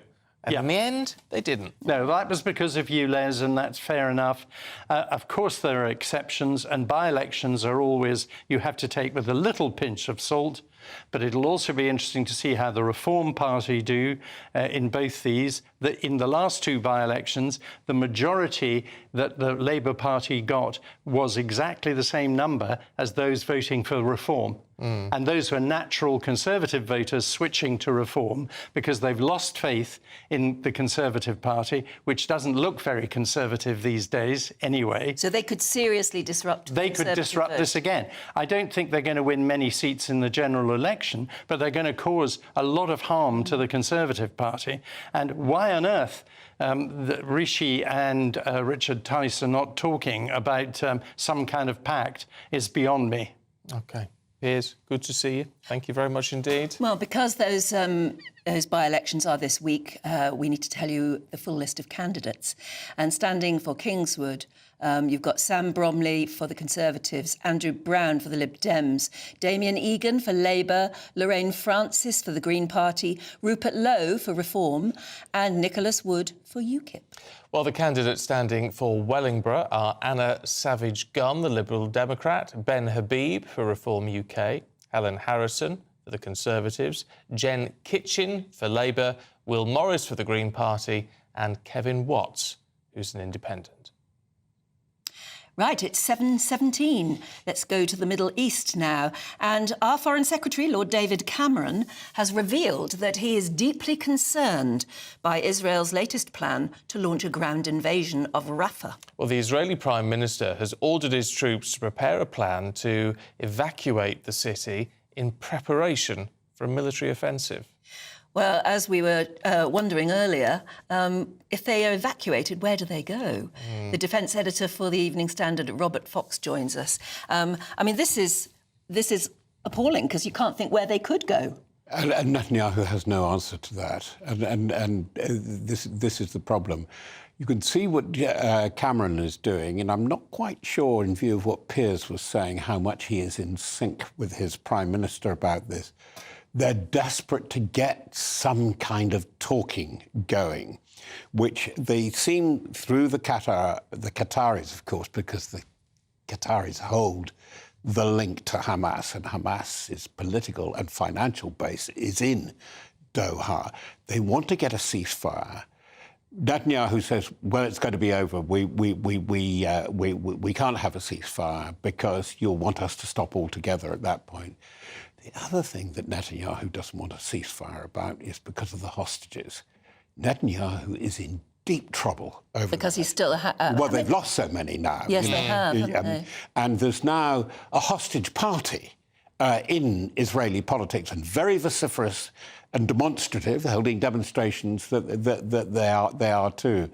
And I think that there is real concern that the government, that this coalition, there's the war coalition and then his inter-party coalition which came into power there, and they're not necessarily coincidental and in sync. There are people in the war coalition, particularly the two former army chiefs, Eisenkot and Benny Gantz, who's the leader of formerly of the Blue and White Alliance, simply cannot stand the right wing of who they have to deal with, Ben-Gvir and Smotrich, who want to just smash up Gaza, and you've got Netanyahu fighting for his own political survival in the middle. And what do you have? You have Israel being more and more and more isolated. Yeah, right, but the argument which is constantly made, and which, look, you've got to have some sympathy with, is the idea that if there is a ceasefire, if this doesn't happen,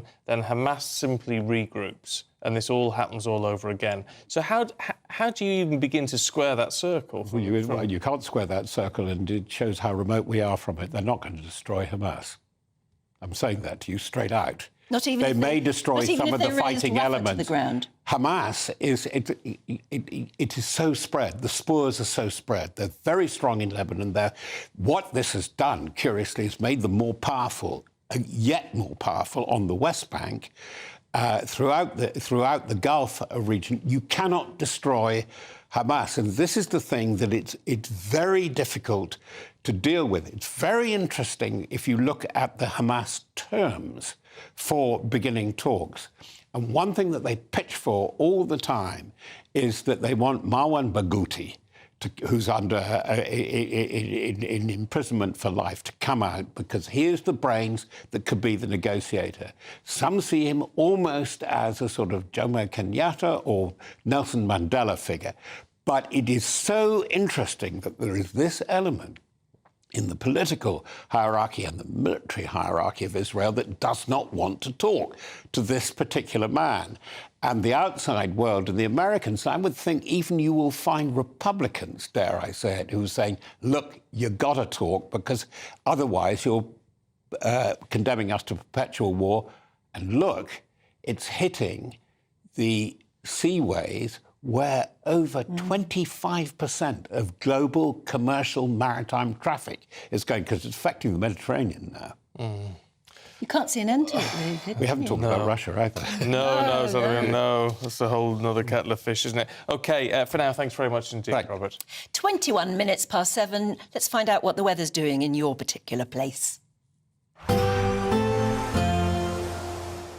Hello there, good morning to you. I'm Jonathan Vaughtry here with your GB News weather forecast provided by the Met Office. It is a relatively bleak start to Sunday for many of us, all courtesy of low pressure, bringing reasonably unsettled conditions. These occluded fronts that are swirling around this, bringing areas of showers and longer bands of rain, particularly across eastern areas of England first thing this morning, spreading its way into parts of northeastern Scotland. A very wet day here. Some of the fog, mist and murk that we have around will eventually clear its way off into the afternoon, and we'll start to see some brighter spells developing, but still with a scattering of showers pushing their way in from the west, so can't rule out the brolly will be needed later on.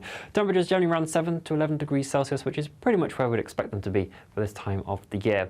As that band of rain continues to push its way northwards across the Northern Isles, we open up the stream to that westerly flow of air. So showers continuing to push their way in, particularly for areas of Scotland, Northern Ireland, could turn wintry with some snow over the higher ground areas, but there's also a decent amount of clear spells developing overnight, and with that, it means it will be a chillier night to come, low single figures for many of us.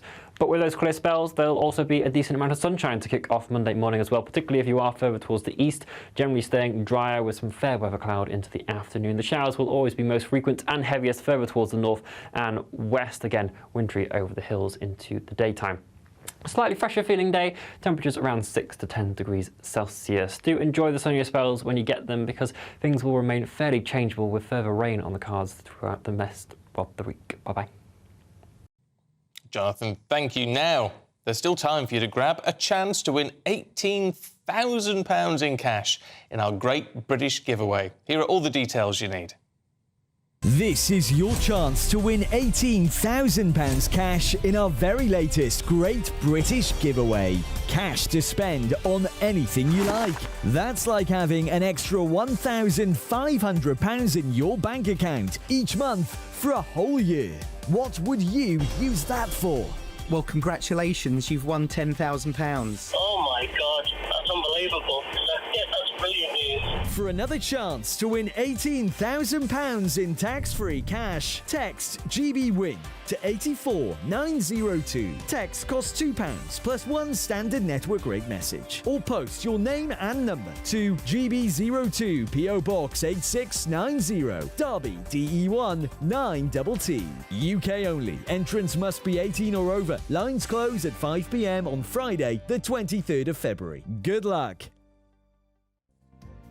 Yeah, good luck with that. Yeah. Mind you, you don't need...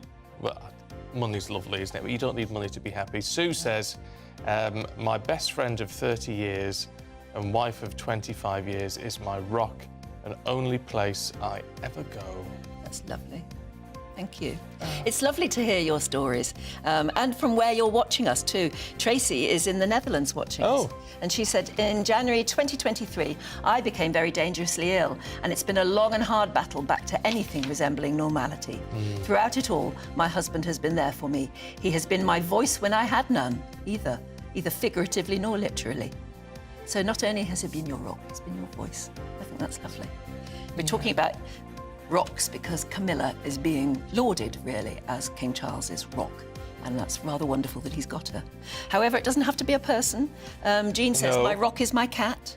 Since I lost my husband, the cat's always there for a cuddle. They are a great comfort, animals, actually, at times, and you don't underestimate how important they can be.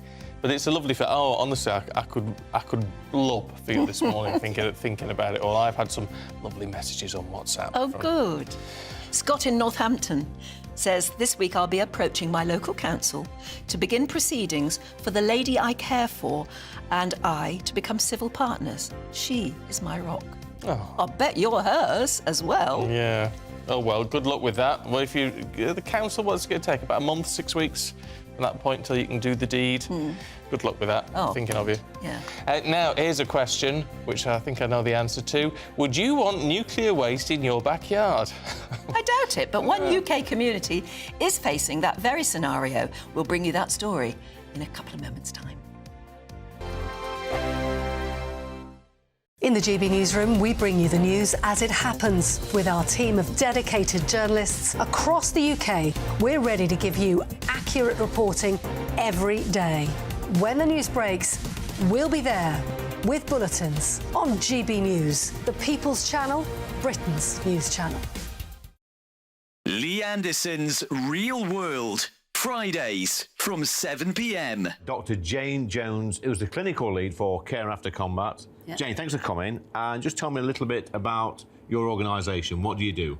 OK, well, thank you for having me here so we can talk about Care After Combat. So we are an organisation, a charity, who work into the prison system, working with military veterans who've somehow got involved with the justice system and... So there's quite a high population of ex-servicemen and women in our prisons. Why is that, do you think?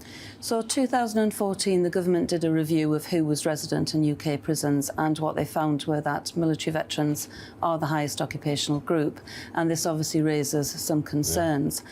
So the government wanted to do something about that, and so they supported Care After Combat initially just as a scoping exercise, really, to see if there was any way we could help these men and women actually, you know, understand the problems that led to offending behaviour and go on to lead successful lives. So what sort of offending behaviour are we talking typically for people that's in prison that's actually served in our armed forces?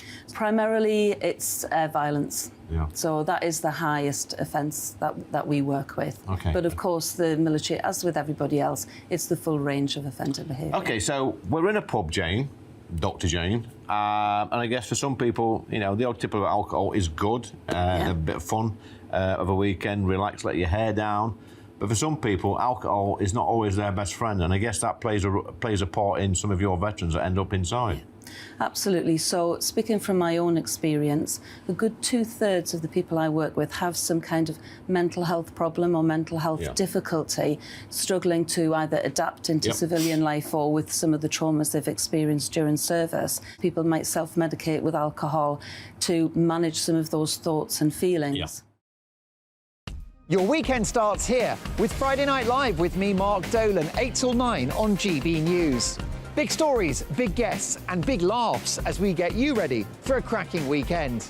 That's Friday Night Live with Mark Dolan. Fridays 8 till 9 on GB News. Bring your own drinks. The admission's free.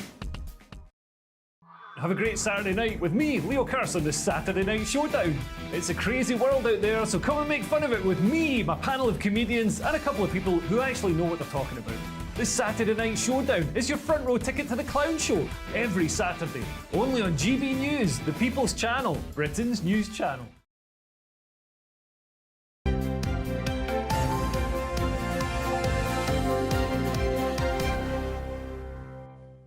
$7:29 now. Tomorrow night, GB News is hosting the first big election event of the year. The Prime Minister is going to take part in a special People's Forum live here on GB News at 8 p.m. And over the course of the hour, he'll take questions directly from you, the audience, yes? The actual audience there. The actual audience there. Yeah.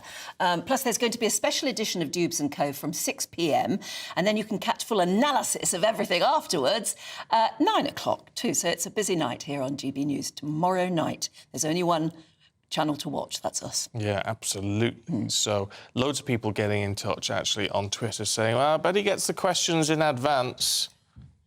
No, he won't. No, and that will. That's what will make it interesting. Plus, people also saying, well, what about Keir Starmer? Well, we've asked Keir Starmer as well. Not for the same event, but to do a People's Forum with Keir. We'd love him to do it. Yeah. So hopefully we'll get some answer on that before too long. It'd be great. We've been talking about how wonderful it is that the King has got Camilla as his rock. And Amanda says, big shout out to my rock, my husband, Michael. I broke my shoulder on Monday, ouch. And he is cooking for me, dressing me and even washing my hair and sorting my pillows out throughout the night to make me comfy. He is just generally being brilliant and I love him loads. Oh, I think that's really lovely. That must be painful, a broken shoulder. Yeah, it must be. Yeah. And John says, my wife, Anne-Marie, is a rock. We've been together 35 years. Oh, lovely. Fantastic. Oh, and a quick one from Bob, who says, my rock is my wife, Lynn. We've been married for 30 years, and she had to put up with 23 years of my alcohol addiction. I wish I'd seen the light earlier. 6 years sober. We have never been so happy. Congratulations. That's brilliant. Yeah, well done. And I just want to shout out to Mark in Malvern as well, because that's my hometown. My wife is my rock. I've been battling depression for over 18 months, but a new change of job and regular exercise, and I'm doing really well. However, I couldn't have got through it without the support of my amazing wife, Melissa. I love her so much. There you go. I tell you what, isn't this lovely for a Sunday and all the stuff that's going on in the world? Yes. That actually, when it comes down to the brass tacks of who we rely on, there's plenty of you out there who've got someone to rely on. And for those of you who don't, well, you've got us. Yeah, exactly. Apparently we're a bit of a rock too, which is really nice to hear. Now, nuclear power, here we go, accounts for about a fifth of the UK's electricity generation. And actually, we need to up it. There's a general consensus on that now politically. But waste from its production is used in a lot of things: medicine, defence, industry and research. However, some nuclear waste remains radioactive for hundreds of thousands of years, so it needs to be stored safely and securely. Well, East Yorkshire is now being considered as a potential area to dispose of nuclear waste deep underground, along with sites in Cumbria and Lincolnshire. Our reporter, Anna Riley, has the story. South Holderness, a beautiful coastal and farming area of East Yorkshire. Due to the type of rocks below the surface, it's a potential site for a nuclear waste facility. But local campaigner Lynn Massey-Davis is strongly opposed to the plans. This is a rural economy. It's not an industrial economy. There are places that actually want that, where they've got so-called, and this is their own terminology, not mine, nuclear communities. We are not a nuclear community. We do not want to be a nuclear community. It's not what we need. We need small businesses, we need prosperous farms, we need tourism and leisure, and that's what we need investment in. The proposed series of vaults and tunnels deep underground or under the sea would safely contain Britain's radioactive waste as it decays over centuries. When you look around the world at countries that have got nuclear waste, they are adopting deep geological disposal, deep in the ground, for the long-term management, so that we don't have to continue building and replacing surface stores all of the time. And that's really what we're looking for. And it's fairly uniform underneath the South Holderness area. The facility could bring thousands of jobs to the area, better transport links and millions of pounds in investment. But it will only be built with the consent of the community. A working group's been set up to engage with locals through public events like this one in Withensea. The majority of the waste will come from Sellafield, over 200 miles away. It could be good if it has the right control. It's whether people, including me, can believe that this is 100% safe. I do agree they need to put it somewhere, but why here? On a coast where it's eroding ever so quick, a lot faster than anybody ever thought it would. Properties will be given away. Nobody will want to live near or on top of this facility. It is too dangerous. Climate Minister and MP for Beverley and Holderness, Graham Stewart, is calling for a referendum on the scheme. I'm going to campaign until I can get the assurance from them that they guarantee a plebiscite for local people here in Holderness. If we're going to host it, let the people here decide. Sites in Cumbria and Lincolnshire are also being considered. But development's a long way off. It could take up to 15 years for a final decision. Anna Riley, GB News. It's got to go somewhere. Yeah. It's the safety issue. Is it safe? Reading a thing yesterday in one of the papers about Chernobyl. Obviously, there's a huge area that's totally evacuated and humans can't go there. But the wildlife is doing incredibly well. You know, there are bison and wolves and things like that roaming, getting on very well without humans. But they're being studied. And one vet who's in charge of this big study, I think from the University in Philadelphia, has been out there, and they've found that the wolves have been affected by the radiation, but in a way that has made them immune to cancer. And they reckon that that is going to be the subject of huge research, because the way that their cells have changed because of the radioactivity in Chernobyl, the way the cells have changed is something that they could work on that might help us get a vaccine against cancer. Isn't that astonishing? That's clever, isn't it? That's very clever. You do wonder where all these things go. Look, I'd be worried if I lived in Withensea. I'd be concerned. Yes. But you have to, I don't know, you're going to be concerned wherever it goes, aren't you? Well, people are concerned if they live near a nuclear power plant. You see, I wandered all above the word nuclear terrifies us, doesn't it? Yeah. I mean, as a school child, I went walking on top of the rods in the reactor at Sellafield on one of these tours and things, and it was perfectly safe. Well, yes. I'm perfectly normal. Ticking. I'm perfectly normal. I can't hear you ticking. So I'm a bit more relaxed about it because Sellafield was never that far away. But I can understand people's concern. But I don't know what you've got to do something with it. So I don't know. Shoot it off into space. I don't know. I've always thought, why don't they do that? But I think it clearly can't be as easy as it sounds. It can't be. Because I think it's very big and heavy and difficult and all the rest of it. If anything blew up, you've had it. Well, exactly. On the launch pad, that would be a bit dangerous, wouldn't it? Would. Look, don't go anywhere. Aidan McGee's going to have all your sports news in just a moment. I think the most exciting bit for me is talking to people. People who I think are ignored often by the major news channels. We're going to give news they want to hear. There's a voice there that needs to be heard. I think there's a chance here for a diversity of opinion to be expressed, which you don't find elsewhere. It's really exciting. We don't hold back. We're free to say how decisions that are taken here affect us all around the country. Only on GB News, the People's Channel, Britain's news channel. Patrick Christies Tonight. Weekdays from 9 p.m. Former First Minister Nicola Sturgeon has made her much-anticipated appearance before the Scottish COVID inquiry today. It comes after allegations emerged that she deleted key pandemic WhatsApp messages, used the pandemic to push her own political agenda. But let's just cast our mind back, shall we, to August 2021, when Sturgeon was asked if she'd hand over all her WhatsApps to the inquiry. Here we go. I think if you understand statutory public inquiries, you would know that even if I wasn't prepared to give that assurance, which for the avoidance of doubt I am, then I wouldn't have the ability. This will be a judge-led statutory public inquiry. Which, for the avoidance of doubt, I am. OK. Well, you weren't, were you? But fast forward to today, and she was much less forthcoming. WhatsApp messages between yourself and Mr Youssef and Ms Lloyd were produced by you. Where did you get them? They were provided to me through the Scottish Government. But did you delete them? Yes. Did you consider yourself, against that background and your considerable ministerial experience, to be precisely the right First Minister for the job? No, that's not how I would have thought of it at all. There's a large part of me wishes that I hadn't been. All right, then. I'm joined now by Tory MP Lee Anderson. Lee, are those just crocodile tears? Well, it looks like crocodile tears to me, Patrick. I mean, first we had the missing camper van. Nobody knows where that is.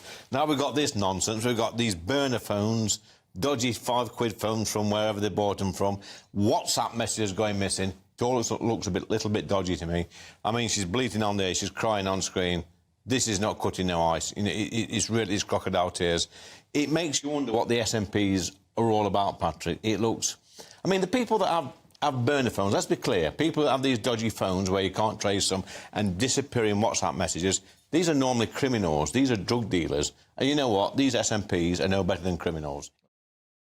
Join us every night on GB News at 11 p.m. for Headliners, which is 3 top comedians going through the next day's news stories, which is exactly what you need, because when the establishment has gone crazy, you need some craziness to make sense of it. Headliners. You don't have to bother reading the newspaper. We've got it covered for you. Every night at 11 p.m. and repeated every morning at 5 a.m. We won't send you to sleep like some of the other paper review shows out there. So join us 11 p.m. every night on GB News. The People's Channel, Britain's news channel.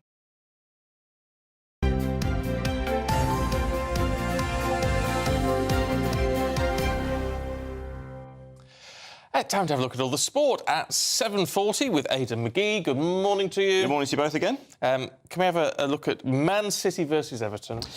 Well, that was the early game yesterday. Erling Haaland back to his best. It looked like his first Premier League goal since November. We touched on it last week that he might be a little bit homesick or he might be just a bit fed up with the rain. We didn't look like it yesterday because he scored a couple of goals to win the match against a very stubborn opposition. And we're seeing, I said this a few weeks ago, it's not a great secret in football. It happened last year and probably the year before as well. But Manchester City beginning to click into gear now. This is where the squad comes into play. The amount of money you spent on players, the depth that you've got in your squad when you've got injuries, the players start coming back.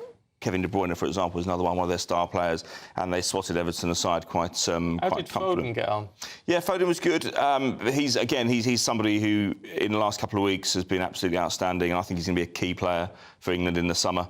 in the Euros. It's how you're accommodating. The problem with if we could turn our attention to England for a moment, the problem there is that they've got so many good players, and it's someone's going to be disappointed. It's a little bit like France in the 90s when they had Zidane, Ginola, Papin, all these players.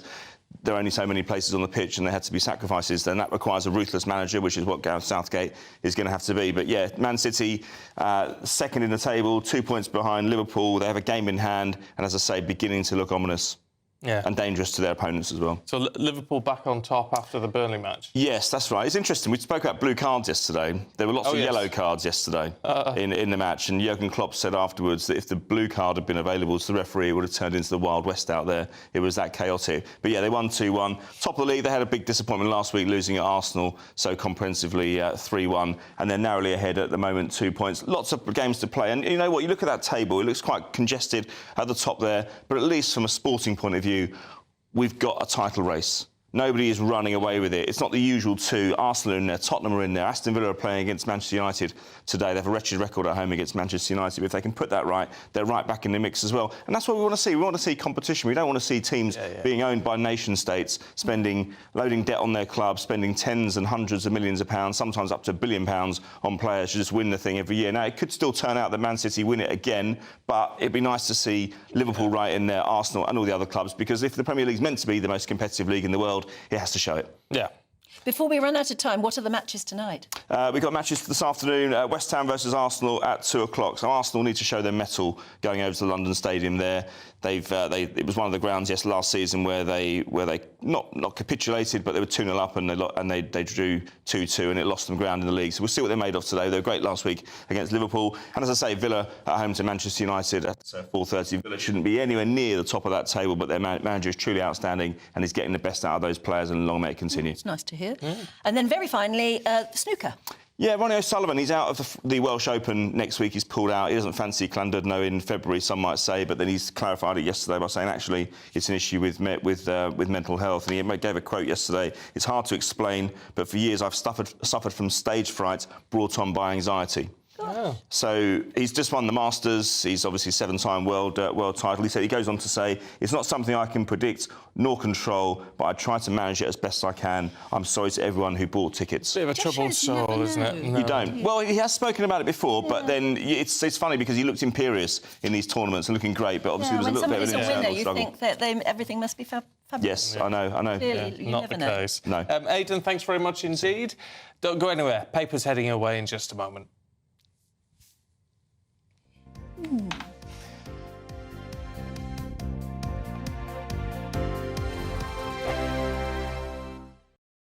I think the most exciting bit for me is talking to people. People who I think are ignored often by the major news channels. We're going to give news they want to hear. There's a voice there that needs to be heard. I think there's a chance here for a diversity of opinion to be expressed, which you don't find elsewhere. It's really exciting. We don't hold back. We're free to say how decisions that are taken here affect us all around the country. Only on GB News, the People's Channel, Britain's news channel. Patrick Christies Tonight. Weekdays from 9 p.m. Former First Minister Nicola Sturgeon has made her much-anticipated appearance before the Scottish COVID inquiry today. It comes after allegations emerged that she deleted key pandemic WhatsApp messages, used the pandemic to push her own political agenda. But let's just cast our mind back, shall we, to August 2021, when Sturgeon was asked if she'd hand over all her WhatsApps to the inquiry. Here we go. I think if you understand statutory public inquiries, you would know that even if I wasn't prepared to give that assurance, which for the avoidance of doubt I am, then I wouldn't have the ability. This will be a judge-led statutory public inquiry. Which, for the avoidance of doubt, I am. OK. Well, you weren't, were you? But fast forward to today, and she was much less forthcoming. WhatsApp messages between yourself and Mr Yusuf and Ms Lloyd were produced by you. Where did you get them? They were provided to me through the Scottish Government. But did you delete them? Yes. Did you consider yourself, against that background and your considerable ministerial experience, to be precisely the right First Minister for the job? No, that's not how I would have thought of it at all. There's a large part of me wishes that I hadn't been. All right, then. I'm joined now by Tory MP Lee Anderson. Lee, are those just crocodile tears? Well, it looks like crocodile tears to me, Patrick. I mean, first we had the missing camper van. Nobody knows where that is. Now we've got this nonsense. We've got these burner phones, dodgy £5 phones from wherever they bought them from, WhatsApp messages going missing. It all looks a little bit dodgy to me. I mean, she's bleating on there, she's crying on screen. This is not cutting no ice. You know, it's crocodile tears. It makes you wonder what the SNPs are all about, Patrick. It looks... I mean, the people that have burner phones, let's be clear, people that have these dodgy phones where you can't trace them and disappearing WhatsApp messages, these are normally criminals, these are drug dealers. And you know what? These SNPs are no better than criminals. Join us every night on GB News at 11 p.m. for Headliners, which is 3 top comedians going through the next day's news stories, which is exactly what you need, because when the establishment has gone crazy, you need some craziness to make sense of it. Headliners. You don't have to bother reading the newspaper. We've got it covered for you. Every night at 11 p.m. and repeated every morning at 5 a.m. We won't send you to sleep like some of the other paper review shows out there. So join us 11 p.m. every night on GB News. The People's Channel, Britain's news channel.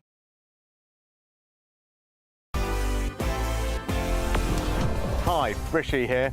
As Prime Minister, I'm focused on delivering on your priorities. So I'll be on the road to join GB News for a special People's Forum on Monday the 12th of February, where I'll be taking questions from a live audience about the issues that really matter to you: the economy, immigration, the NHS. See you there.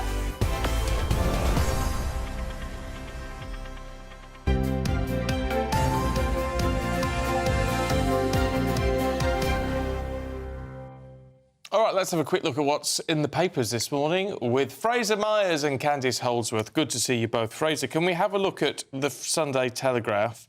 All these issues that are coming to the fore about migrants converting to Christianity to get asylum. Yeah, it's extraordinary. Now, judges are pointing the finger at the Church of England, saying that, you know, we don't believe that a lot of people who are claiming to be Christian are Christian.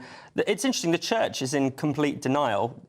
Archbishop Justin Welby has said there's nothing to see here. He seems to be the only person in the country that doesn't know there's something to see here. So what's essentially been happening is that people who are seeking asylum in the country pretend to convert to Christianity, or, you know, we believe that they pretend to. There's been a huge uptick in the number of cases. It was brought to attention by the case of the Abdul Azidi, the Clapham Alkali attacker, the chief suspect in that case, because he had converted to Christianity and that had enabled him to stay in the UK and be granted asylum. Essentially, the loophole that is being exploited here is that if you convert to Christianity, then it's assumed you might be persecuted if you were sent back to the Middle East. So it's not that, actually, in all of this, it's not the Church's fault. Not the Church's coming to fight. It's not the Church's fault. It's whoever's making these asylum decisions based on the fact that someone... Religion shouldn't play a part in this. Yeah, but it does if you're trying to prove that you'd be persecuted if you were... When you go back. Sent back. Yeah, but that's... Yeah. Well, I mean, didn't we hear yesterday about one migrant who he had a crucifix tattooed on his arm, so that I mean, there's no doubt if he went back to his home country, wherever it was, he would be very clearly a Christian, even if he might not be. It said so on his arm. But what do you do? Do you have a more, you know, stringent conversion process like some religions do, where, you know, you sort of it's over a longer period of time to prove your commitment to the faith? I mean, what do they do? How do they change things? Because if someone comes, I suppose as a religious leader, you have to take their expression of faith seriously. Oh, you do. But the argument should be, why have you come here in the first place? Yeah. Not that once you've got here, it's now not safe for me to go back. Yes. That's got to be the line. I mean, and that's got to be amazingly distasteful that we're still in the business of converting people, you know, almost on an industrial level. Well, no, it's not like that. Well, there were... I don't know, it's beginning to sound there was that way. You know, the Bibi Stockholm migrant barge has 300 people. 40 of them are currently in the process of converting to Christianity.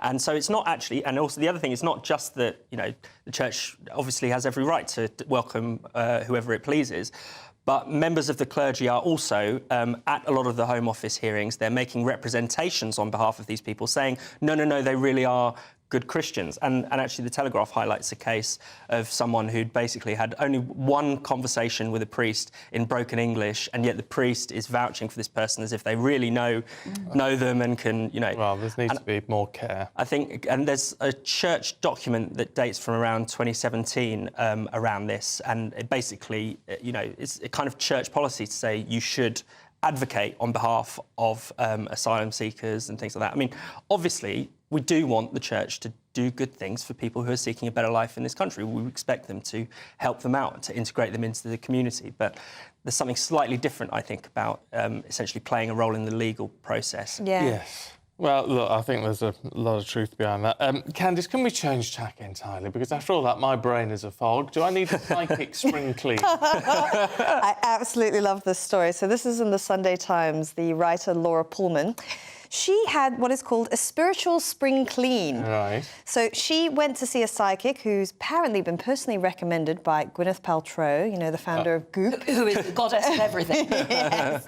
And she paid about $200, which I think is about £159, to have her personal vibrations read, her and her husband, remotely. I mean, it was over the phone. Oh, right, so you read vibrations over the phone? You can, apparently. You can. Wow. And so they had a long discussion about, you know, all the usual things about sharing household chores and, you know, getting up with the baby at 6 a.m. And this lady said to them, well, you know, maybe you should just swap doing jobs, you know? I mean, you know, maybe you should get up more at 6 a.m. and that might shift your energies a little bit. Yeah. And she said, yeah, you know, it's possible that it did. So... And so the writer does feel as though she's been psychically spring cleaned. I mean, it was very tongue-in-cheek, the way she wrote the article. I think she thought, not sure about this. And I really do feel there's a lot of this at the moment. You know, there's been a huge uptick in interest in psychics, in the paranormal, in aliens. I mean, like, people are really starting to take this stuff quite seriously now. There's nothing wrong with aliens. That's, you know, not linked psychics and aliens. What, you're more keen on aliens than you are on psychic. Well, when you look at the size of the universe, I think probably aliens are out there somewhere. Well, yes, there is a rational argument on the front page of the Star. They are. Abby Clancy's seen some. Abby Clancy's saw 3 UFOs on the A3. And so she that's says, where you should go if that's what you fancy. And if you are doubting that she did, she says explicitly, "I'm not making this up. This is true." Yeah. Oh, there you go. Excellent. Well, why can't she just see one like a normal? But why were they on the A3? That's what I don't know. What's going on there? I don't know if I'd really trust anything Gwyneth Paltrow says. She's got to be honest. She was fined several, like hundreds of thousands of dollars over these jade eggs. I don't know if you heard these. I don't know what the most delicate way of putting this is, but they're for women's sexual health. And gynecologists have recommended that you do not do what Gwyneth Paltrow says you should do with them. Sounds like very good advice. And, yeah, she's made all these kinds of claims that, you know... But she's made a fortune. She's made a fortune out of it, yeah. Goop. It's not gloop, it's goop, isn't Goop, it? yeah. I mean, it's just an utter fortune. So I would say she is not the person to take advice from, whether it's recommending therapists or jade eggs. Well, there we go. We're out of time, thankfully. Here's the weather. That warm feeling inside from Boxed Boilers, sponsors of weather on GB News. Hello there, good morning to you. I'm Jonathan Vautry here with your GB News weather forecast provided by the Met Office. It is a relatively bleak start to Sunday for many of us, all courtesy of low pressure, bringing reasonably unsettled conditions. These occluded fronts that are swirling around this, bringing areas of showers and longer bands of rain, particularly across eastern areas of England first thing this morning, spreading its way into parts of north-eastern Scotland. A very wet day here. Some of the fog, mist and smoke that we have around will eventually clear its way off into the afternoon, and we'll start to see some brighter spells developing, but still with a scattering of showers pushing their way in from the west, so can't rule out the brolly will be needed later on. Temperatures generally around 7 to 11 degrees Celsius, which is pretty much where we'd expect them to be for this time of the year. As that band of rain continues to push its way northwards across the Northern Isles, we open up the stream to that westerly flow of air. So showers continuing to push their way in, particularly for areas of Scotland, Northern Ireland, could turn wintry with some snow over the higher ground areas, but there's also a decent amount of clear spells developing overnight, and with that, it means it will be a chillier night to come. Low single figures for many of us. But with those clear spells, there'll also be a decent amount of sunshine to kick off Monday morning as well, particularly if you are further towards the east, generally staying drier with some fair weather cloud into the afternoon. The showers will always be most frequent and heaviest further towards the north and west, again wintry over the hills into the daytime. A slightly fresher feeling day, temperatures around 6 to 10 degrees Celsius. Do enjoy the sunnier spells when you get them, because things will remain fairly changeable with further rain on the cards throughout the rest of the week. Bye-bye. A brighter outlook with Box Solar, sponsors of weather on GB News.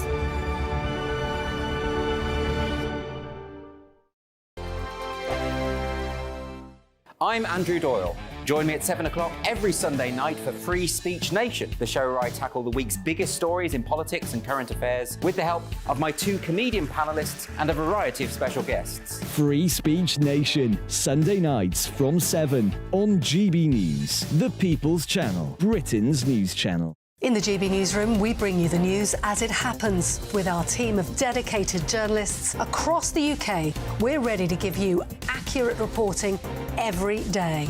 When the news breaks, we'll be there with bulletins on GB News, the People's Channel, Britain's news channel.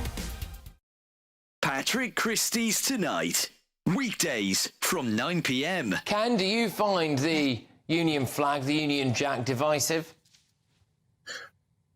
In some situation, but as Simon quite clearly stated, and I agree with everything that he says in regards that there's situation when people use it for ulterior motive to cause fear, alarm and distress. We saw that with the far right when they came up to saying protecting the Churchill statues and things of that nature. But largely on the large whole, even I wave the St. George's flag on a sporting occasion.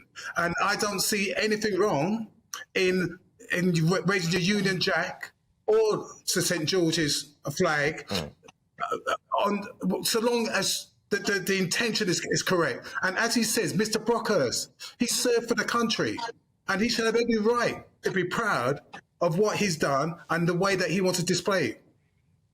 All right, Simon, what do you make of this kind of, I would argue it as like student social media-based politics, where you get these pillocks from the Green Party or whatever saying, oh, it's divisive and I can't believe it. It will be legal in this country to do... Do those people need to get out more? I was on the streets of Stratford earlier on, an incredibly diverse place, speaking to a massive range of people right across different age demographics. I couldn't find a single sausage who said to me that they thought that this guy from the Green Party was right. He obviously has absolutely no attention from anybody, and this is his way of finding attention. Both Ken and myself, we both agree that nobody should use any symbol of national identity to offend others deliberately, because that's just inflaming a situation. There's so much sensitivity around so many things today, and people do get offended by so much so quickly without any rhyme or reason. GB News, unlike other broadcasters, isn't obsessed with the London-Westminster bubble. We think there's a nation beyond the M25, and that's why we talk about the issues that matter across the land. Join me on State of the Nation, 8 to 9 o'clock, Monday to Thursday, on GB News. Daisy's listening, and you should too.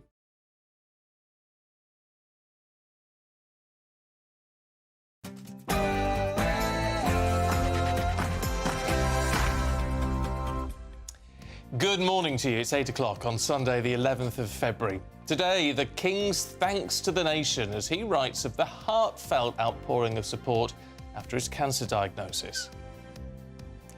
And 2 crucial by-election tests for the Prime Minister this week. But some MPs reckon that the Conservatives have already actually given up. The Foreign Secretary, Lord Cameron, has issued a message of concern as Israel prepares for a ground invasion of Rafah in Gaza. And it's the contentious question this weekend, is the countryside racist? We'll be debating that in a moment. Yes, good morning. There was heartache for Scotland in the closing seconds of their Six Nations rugby clash with France at Murrayfield. England edged past Wales at Twickenham, and the top 3 all won in the Premier League. More later. It's a misty and murky start to the day in places, but some of us will eventually see some sunshine poking through. Join me for the full weather details later on to find out if that's likely to be you. Morning to you, I'm Stephen Dixon. And I'm Anne Diamond, and this is Breakfast on GB News.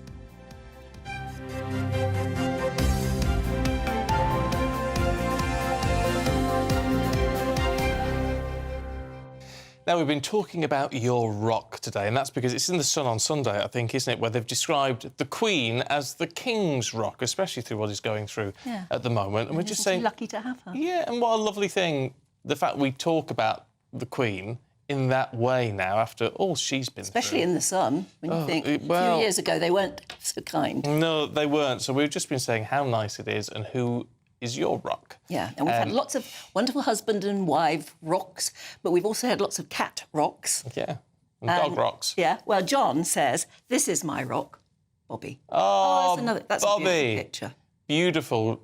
What would you call her, a tabby cat?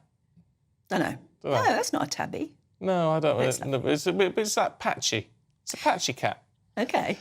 Lindsay says, Rachel and I met at work 25 years ago, and we just clicked. She is the rock in my life, and I can share anything with her, and vice versa. That's a lovely picture out in the... I don't know where it is, but it looks like America somewhere. Maybe it's in the Huge Rockies. hills. It might be in the Rockies. It might be. Donna in Suffolk says, I'd be lost without my precious little dogs. Miles and Manx, they love me unconditionally, and they make me smile every day. They really are my rocks, and I love them dearly. They're beautiful little things. And then Anthony says, my wife of 41 years, Teresa. We met on the 15th of May, 1982. Love at first sight. She has been my rock throughout my life. We're still in love. Very happy. Beautiful. A lovely lady. Lovely shot of you. Kevin says, this is my rock of 41 years, my wife, Wendy. And you look like a very happy couple. Keep those pictures coming in, keep those messages coming in. It's lovely to hear good news, isn't it? Yes. Now, if you're a regular GB News viewer, you'll be familiar with our next guests. Oh, aren't we familiar with them? Patrick Christies and Emily Carver. Yeah, well, if you're a regular viewer, you will be aware that they're our power couple. They're engaged to be married. Yes, what you might not know is Patrick's very personal battle with alcohol, which led him to leading a double life, drinking all day, every day. We're very pleased to say that they've joined us, as you can see, and they've got quite a story to tell. Well done, first of all, Patrick. Thank you. In fact, we've got a message already from Edward, who said, I just wanted to send my best wishes to Patrick Christies, following his Mail on Sunday article today. It's a long article today. It was a difficult read, but I'm incredibly proud of him for being able to speak about it, and I'm looking forward to watching him now. It won't be easy to talk about it, but it's an important topic and it needs to be discussed and addressed. And actually, I noticed as we're going through the headlines, you two were grasping each other's hands and things. Okay, yes. But that must mean that actually speaking about it is still quite difficult. It's quite an admission. Yeah, it is very, very difficult. And unfortunately, the thing with addiction is that it doesn't just affect the person who is the addict. It affects everybody who's around them as well, and sometimes even more so. But I just wanted to come on today and firstly say thank you very much for having me, but also just to say that there will be millions of people waking up this morning who are sick and tired of feeling sick and tired, and there'll be millions more, whether it's husbands, wives, partners, loved ones, who are also feeling at their wits' end about this. And I just wanted to give a couple of very, very clear messages, really, which is that your rock bottom with alcohol is wherever you say it is, OK? You do not have to wait to have actually lost everything. I was right on the brink. I was waking up in the mornings, throwing up blood, couldn't go an hour without a drink. I was probably only a couple of weeks away from losing my job here. I was right on the brink, unfortunately, but understandably, of course, with my personal relationship with Emily. The place that I was living, I was about to have lost that. But I got it just in that nick of time. And the other thing that but the point with that is, and what is worrying in a way, because you want people to spot it and help you out if you're in that position.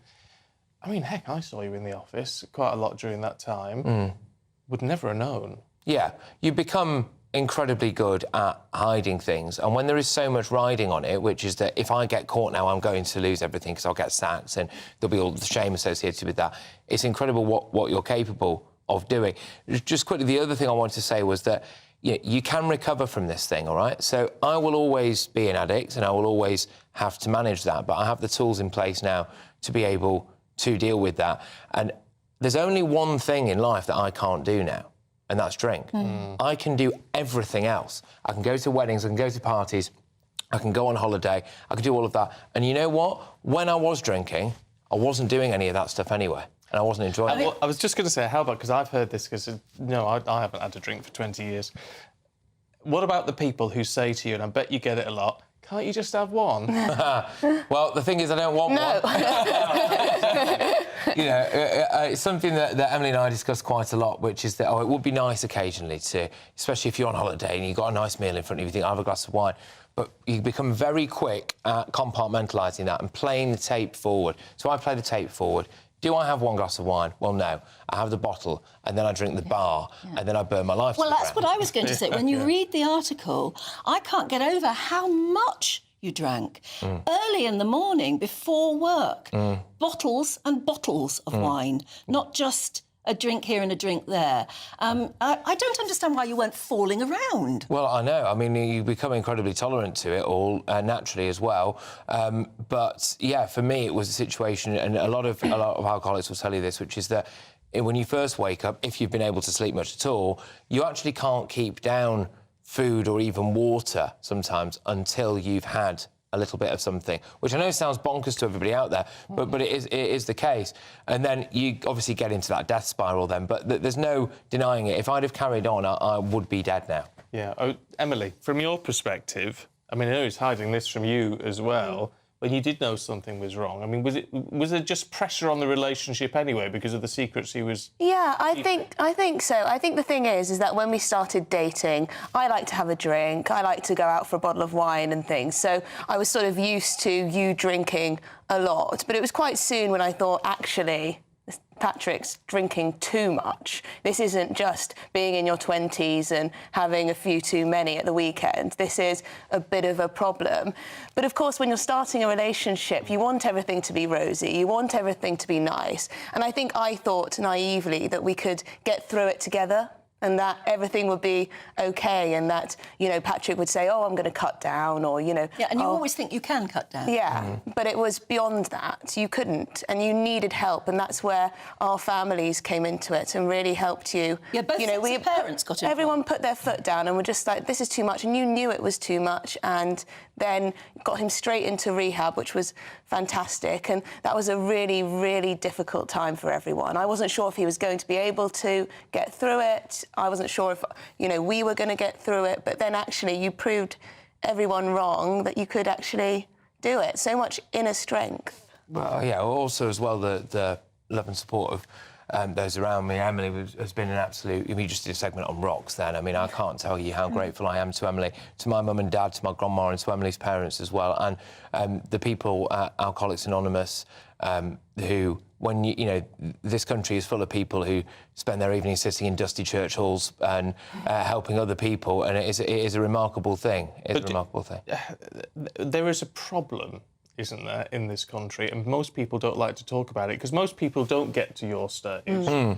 But there are still people who drink far too much, and there are plenty of people, with the drinking guidelines now, I think it's 14 units for men as well as women now, the official drinking guidelines per week. And how many people look at that, and I was one included, who goes, well, that's ridiculous. That's a night out. Not a week's worth of drinking. So there's lots of people with a problem, even if it's not as severe. Yeah, absolutely. And, again, your particular rock bottom is wherever you say that is, OK? So I would say, if it's really impacting your life, if you've got a mental obsession about it and you can't get around that, and you analyse your life and you think this is dominating my work life, my personal life, etc., then maybe, just maybe, it's worthwhile you looking into that. I'm not here now to say to anyone that, everyone needs to cut back or anything. I'm very jealous of people who can drink normally and even go out and do that kind of thing. And good for them. But there are millions of people out there who do have a problem, and your life will get better if you put things into place. Tell us about the call from Nigel Farage. Well, I was out. I'd just finished a job with work, and I was out. My phone went off, and it was Nigel, and he said, "Look, can I give you a bit of fatherly advice?" And I said, "Yes, OK, fine." And he said, "Look, I know you're drinking too much." And I said, "Right." And he said, and I can tell you're drinking around the office, and I can tell that you're drinking earlier and earlier in the days. And then he was quite blunt with me. He said, look, you've got a bright future ahead of you and you're going to mess it up. Yeah, mess it up. He was a bit more frank than that. And I looked down, actually, and in my bag next to me whilst he was talking were cans of gin and tonic. And he was right, you know, and I was on a bit of a self-destruct spiral at that moment in time. And then I called him again a couple of days later, and he was very, very firm with me again. And he said, look, you know, you've just got to get this sorted, because he's seen people whose lives have been ruined by this, and he knew that's where I was going. Yeah, I mean, coming from Nigel, who likes to drink... Yeah, it hits home. You know, it does hit home. May I just say one thing? Just that if... in terms of personal relationships, obviously it has a huge, huge impact. But as soon as you get help or stop drinking, that trust comes back really quickly. I was, at the start of your sobriety, very worried that you would have a drink and I wouldn't know about it, or you might relapse and whatever. But every day, the trust gets stronger and stronger and stronger. And before, I don't worry now. And that's possible, because a lot of people don't believe that's possible. No, because it is a big trust issue, because it's about deceit, actually, isn't it? If you're sneaking away for a drink. Absolutely. And that's obviously huge in a relationship. Absolutely. It completely... You become, you know, a complete liar, right? And you've got things hidden everywhere, and you really are. And it's a really horrible thing to have to admit about yourself. And that guilt, actually, that you feel does actually then end up feeding your addiction, because you feel as though, you know, you're constantly lying, you're constantly hiding something, you've got this double life. Firstly, it's exhausting, because you have 2 full-time jobs, managing and hiding your addiction and whatever it is you actually do for a living. And those things run parallel with each other, and it is completely knackering. But as Emily was saying there, again, another thing we really want to get across is that you don't have to spend, and your relatives and loved ones don't have to spend, every single waking moment worrying about the relapse. When is it going to come? Is he going to be all right? Is he really just nipping to the shops to go and get me this? Or is he doing something else? And it is amazing how, over a period of time, that comes back. And you can have a completely normal life. I mean, I find, when I was reading your article, that the lengths you would go to, you'd say, I'm just nipping out to the shop or something, and you'd buy 2 bottles of wine and drink them before you came home again. Yeah, absolutely. It was just an astonishing amount of alcohol. Yes, that's the stuff I didn't notice. But look how much better you look when you look at before and after pictures. You lost 4 stone. Yeah. Yeah. Just desperately trying to keep it off now. Looking good. That's the issue. That's never easy. No, and when you first start to go through recovery, your body's craving all of the sugar that... So initially, you put a bit of weight on, and when I was in rehab, they give you very carb-heavy food and all of this stuff to try and... Because your body, you've kicked the whatever out of your body, right? And so but then once you get to a certain stage, then you can start to manage other areas of your life. Fitness for me is very, very important. I wake up every morning and do a gratitude list. So 10 things I'm grateful for, 5 things I'm grateful not to be doing anymore. So whether it's waking up with a hangover or sweating or whatever it is, all those little things. Heartburn was a big thing for me. I had about 20 Rennie a day and Gaviscon and all of this stuff. So that's a little process. A little bit of exercise for me as well. I check in with my sponsor, AA, and you just start the day right on that point. How important is it? The sponsor thing is, I think, is very interesting, because a lot of people, well, everyone's heard of AA, but most people don't know a lot about it for obvious reasons. You know, it's all anonymous. How important is it that you can have someone who you presumably didn't know before all of this, that you just have to check in with? Yeah. So when you go to your very first meeting, people will be able to tell it's your very first meeting, and you will get people coming up to you and saying, would you want me to be your temporary sponsor? So that's somebody who initially, when you first walk through the door, who you will check in with every day. Now, over a period of time, you will probably find someone that you become close with in these meetings who you then have as a sponsor on a personal basis. Now, that person is very often somebody who has got years and years and years of sobriety. It really doesn't have to be. My sponsor at the moment is 14 years, clean and serene, and he's doing incredibly well. And it's somebody that you can call, really, pretty much 24/7, and it's about anything. So it's... You know, you can call about, like, I'm absolutely on the brink now, I'm about to go and do this, and they talk you down from the edge. But it can also be things like, if you know that you've got a stressful day ahead, if you know that you're about to do a job interview, or you know that, you know, there's a lot of people in AA are going through a divorce, for example, or all of these things. And these people can just give you a bit of advice and guidance and be firm with you at times as well. Is what you need. And be firm with you at times and remind you, you are dealing with a deadly illness here, and you can't mess around with this thing. That's interesting you put it like that. When you did group therapy, was it helpful to hear that you're not the only one and that other people have gone through to extraordinary lengths to hide bottles of alcohol over the house and things like that? Yeah, absolutely. I mean, you realise a couple of things very early on, which is, yeah, you're not the only one, but also they always say, look for the similarities, not the differences. And there are things said in these meetings that if you said them anywhere else, people would just think you were all completely insane. But you've all done stuff like that. I was in a meeting and some guys who were talking about where we'd hidden our stashes. One guy hid it in his nan's ashes. You know, and we were all there going, yeah, no, fine. Because we've all done something like that. And I know that sounds horrendous to people, but it's the way it is. Yeah. How long does it take from that initial decision that, actually, I am going to do something about this? I know you had a bit of an intervention, all the rest of it. Yeah. But how long does it take before actually you get your head around it and you actually start to feel better rather than panicking that you're not having a drink?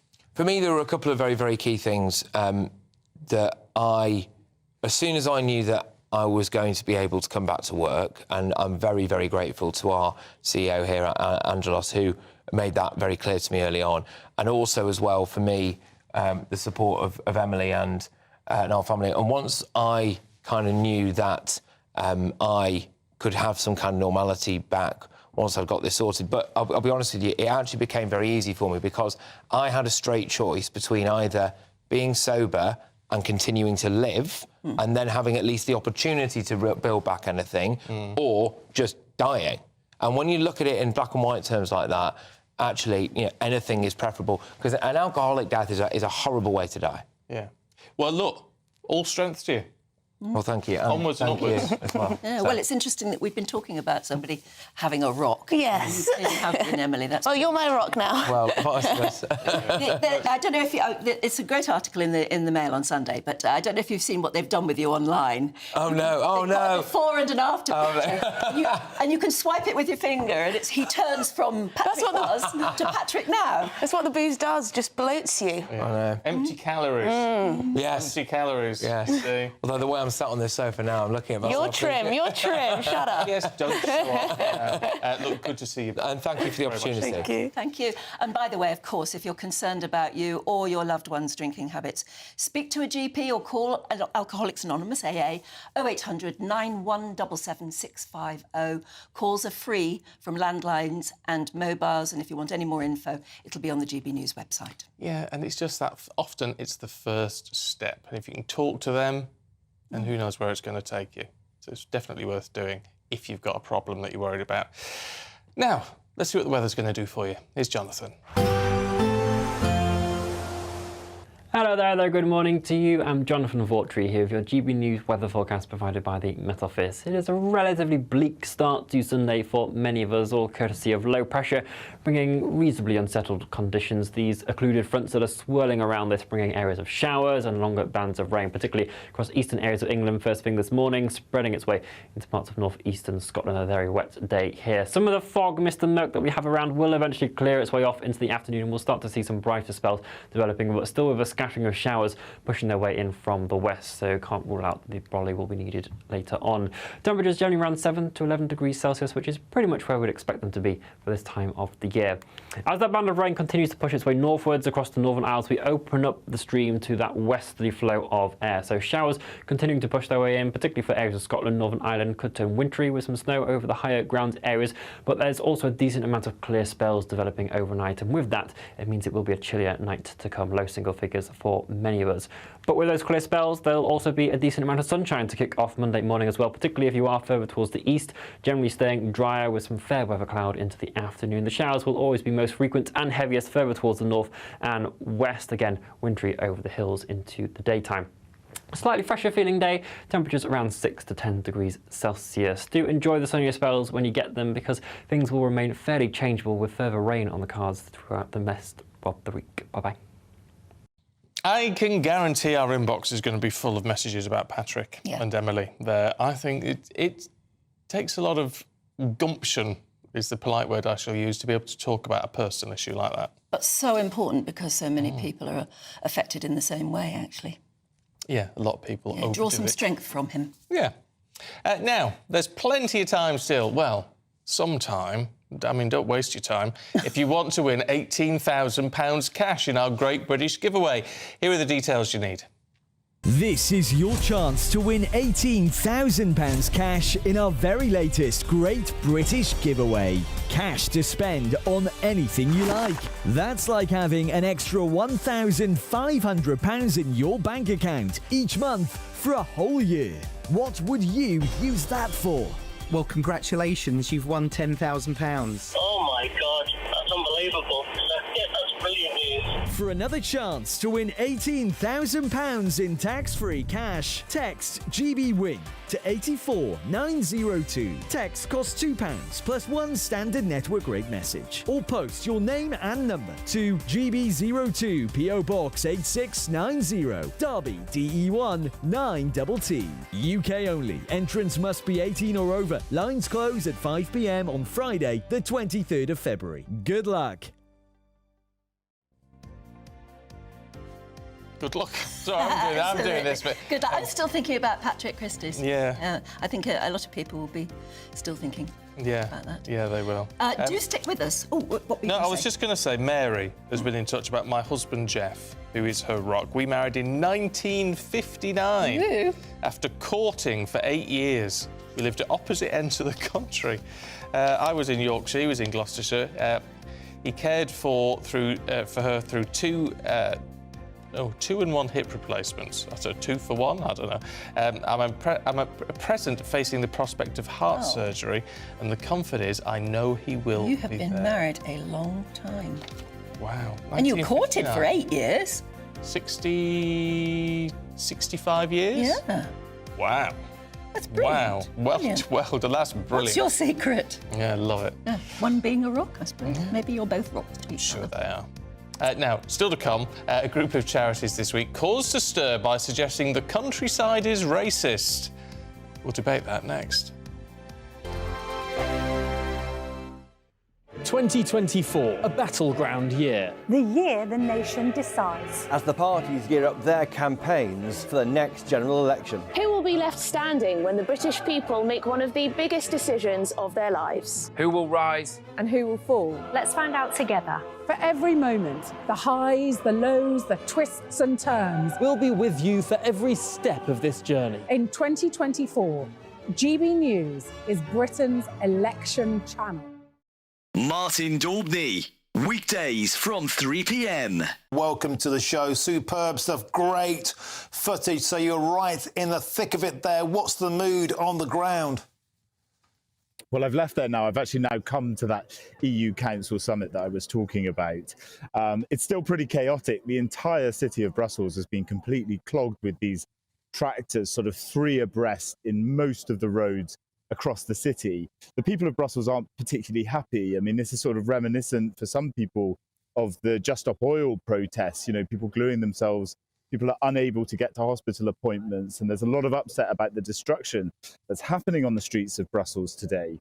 But on the other side, there's also the protests, which the farmers are saying that EU green laws simply are not able to fit with what they need to do to keep their businesses going. And just before the protests happened, we saw the European Commission actually make some concessions to the farmers' protests. And this is on the demands that were put on them to set aside somewhere in the region of 5% of their land for regrowing for biodiversity.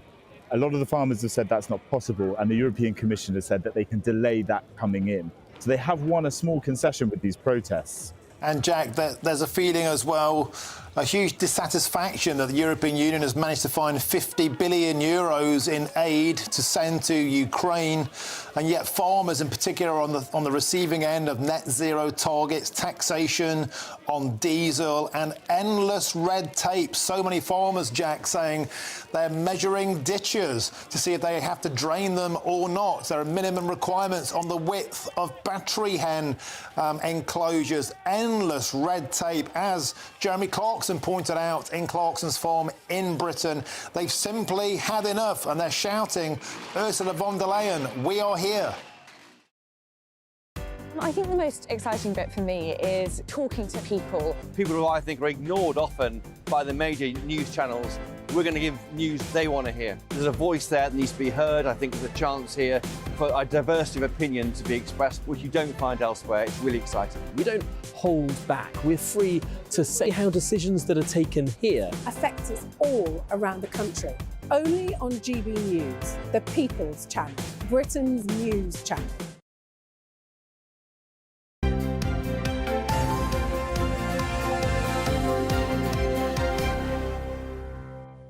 Now, here's a question for you. Is the countryside racist? Well, the Wildlife and Countryside Link, a charity group which includes the RSPCA, WWF and National Trust, says the British countryside is a racist colonial white space. MPs in an all-party parliamentary group were told that the countryside has been influenced by racist colonial legacies, created an environment some fear is dominated by white people. So think about it. It sounds very woke, just like that. But the more you think about it, maybe you've had experience of something like that. Joining us now is anti-racism activist Iman Ayton, who thinks the countryside could be racist, and farmer Gareth Wyn-Jones, who thinks it's not. So we ought to hear from you first, I suppose, the idea that it's this colonial white space that's not welcoming to anyone of a different hue. OK, well, firstly, I don't fully subscribe to that. I think it's safe to say this whole entire country is a colonial space, so that's not fully accurate. So let's just be fair on that. But I have to admit, this comes down to the fact that this whole entire country has been proven to be racist or have issues with racial prejudice. So the countryside is not exempt from that. And what people fail to realise is that in these particularly these spaces that are particularly dominated by white people, it can end up being it can feel quite exclusive. The reason why is because these individuals share the same culture, same values, which includes food, language, music, etiquette, manners, hobbies, etc. So when someone new comes along, that's different. They can end up standing out like a sore thumb.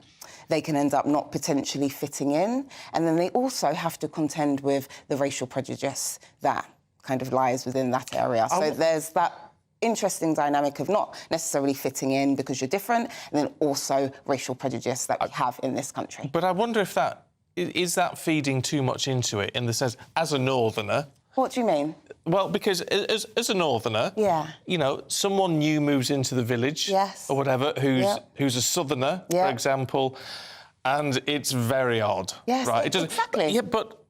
Exactly. But I don't think that's any different to the. I can't imagine. I can't imagine anyone I know having an additional layer of prejudice, or you know, oh, it's a stranger in the village because they're black. Well, that's where you're wrong, sir. We all have prejudice. Prejudice comes in many forms. Racial prejudice. We can have prejudice based off of. Doesn't mean we have to have it, though. No. It's actually a part of our brains. It's actually called social categorizing. It's a part of our brain. Basically, it just means that we simplify everything around us, and so we put things into boxes, which means that we assume. But surely it's actually a normal cognitive process of the brain. So when you talk about you don't know anyone that has extra layers, I do apologise, Anne, but we do have extra layers of prejudice. We have our own prejudice, and we have prejudice in other areas such as the race, issue here, gender, etc. The real issue here is whether, because this is what came up at this all-party parliamentary committee, the issue is how lovely little villages that we think of as beautiful English villages, or, you know, Welsh, Irish, Scottish, anywhere, the quintessentially British sort of village life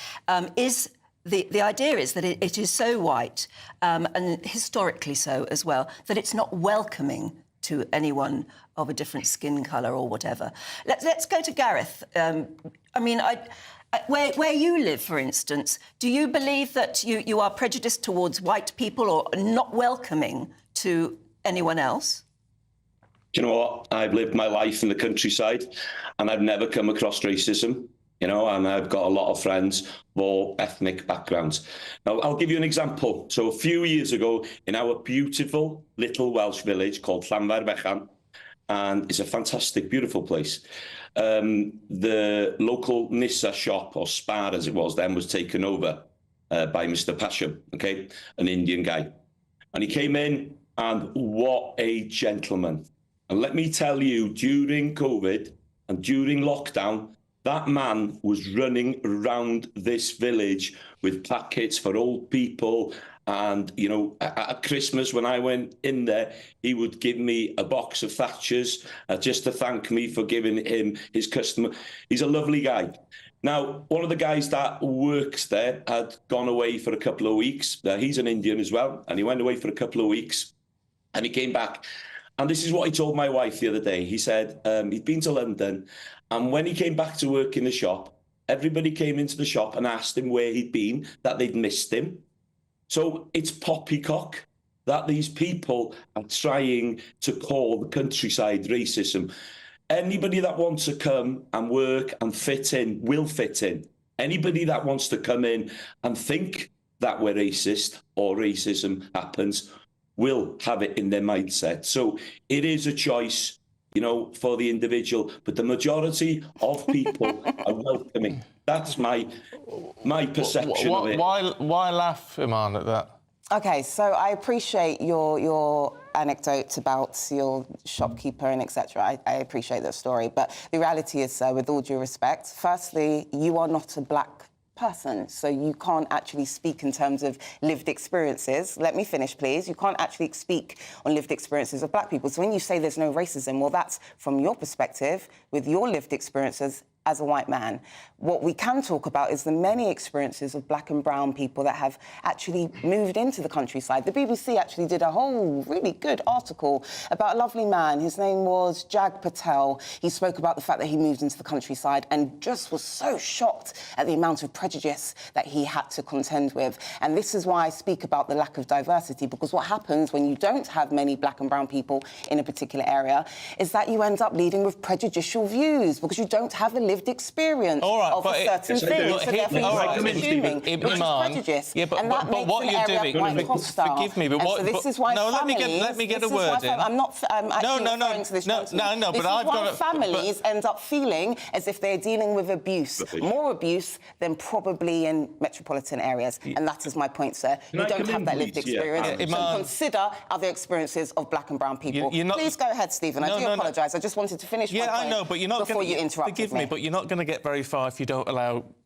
You interrupted me. Yes, but that is my job. No, yes, that is my job. And my job is to make sure I say my piece. So we've both got a job today, Stephen. Yeah, but the point is, what you did there is you brought up a case example of someone... Just like this lovely gentleman. But you dismissed his case example. So this person had a debate. had a racist experience. But his racist experience... Stephen, what on earth are you talking about? I offered a retort to this lovely gentleman's story about the shopkeeper. But that racist experience may well be in the minority, actually, of what is going on. Just like this... Exactly. So exactly, I'm actually going to validate your point. It could be in the minority, just like this gentleman. He's actually talking as if he can speak on behalf of all of the countryside. No, he's not. Yes, he's actually talking as... He just said it categorically. No, Listen to the words. No, he didn't. Yes, he did. He just said that there is no racism in the countryside. Well, let's give him a chance to speak. He just said it. Yeah, let's get... Stephen, Gareth, come back at that. You need to listen.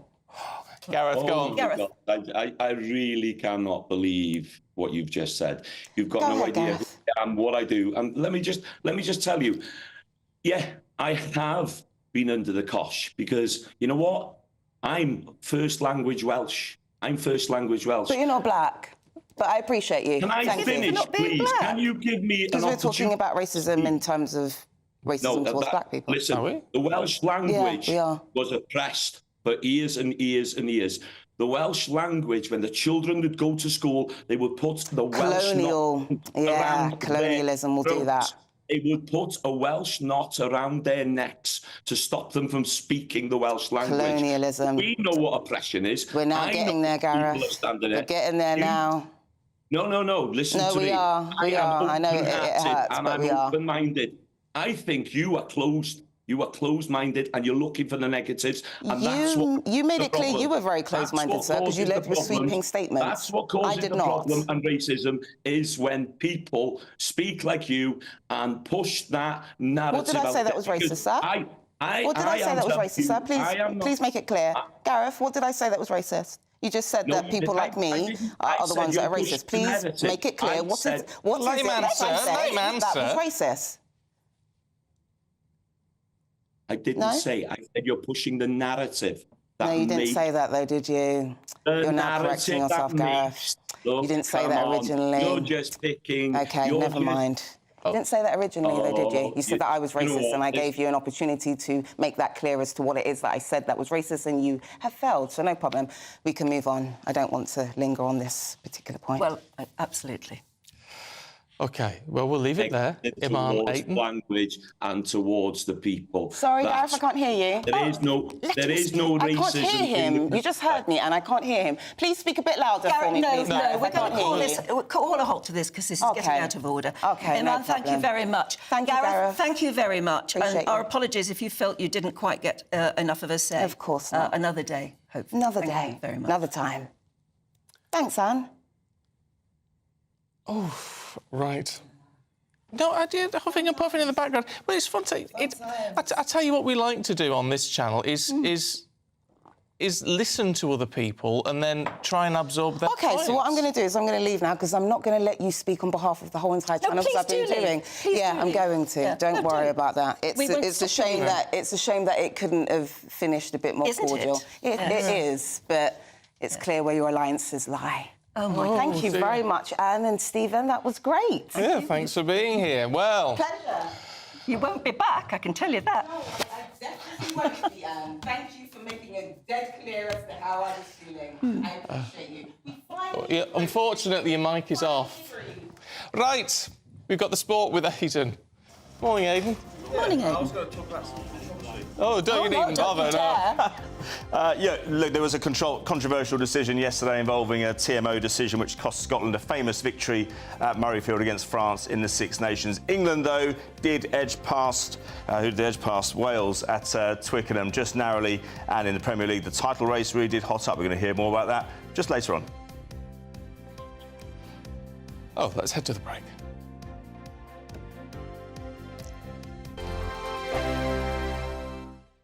I'm Christopher Hope. And I'm Gloria Di Piero, bringing you PMQ's Live here on GB News. Every Wednesday, we'll bring you live coverage of Prime Minister's questions when Rishi Sunak and Sir Keir Starmer go head-to-head in the House of Commons. We'll be asking our viewers and listeners to submit the questions that they would like to put to the Prime Minister, and we'll put that to our panel of top politicians in our Westminster studio. That's PMQ's Live here on GB News, Britain's election channel. Farage, Monday to Thursday from 7 p.m. Lots of people have different ideas, but principally a conservative approach to getting growth is to reduce taxes so that people, ordinary people and businesses can spend more of their own money to invest and grow the economy. So the theory is that you cut taxes and that then pumps more money into the economy. Exactly right. And then people, it's not government that are creating wealth. It's individuals, businessmen, companies that create wealth. It's the private sector that creates wealth, that the public sector then taxes and spends. I get the theory, but one of the criticisms of you, and I think one of the criticisms actually of all political parties, is they appear to be incapable of cutting government spending. That's the key. I mean, and I think when I look back, is that we should have had a credible plan to reduce the increase in spending. Now, that's often a difficult concept to explain. But it's in line with inflation, etc. That's all right. So when you're slowing the increase, it means, one year you spend £100 and the next year you spend maybe £101 as opposed to going up to £110. So the actual level isn't going down, but you're slowing the increase. And that's very much what I tried to do. And actually, looking back, the one thing I wish I'd done, was to present a credible spending plan at the same time as the tax cuts that we announced. You had a go, it didn't work out for whatever reason, and that analysis will go on for some years to come. We have Jeremy Hunt there as Chancellor now, hinting quite strongly now there won't be any tax cuts, but the truth of it is, under 14 years of Conservatives, for a variety of reasons, the tax burden has risen to the highest since the Attlee government way back in 80 years, 1951, whatever it is.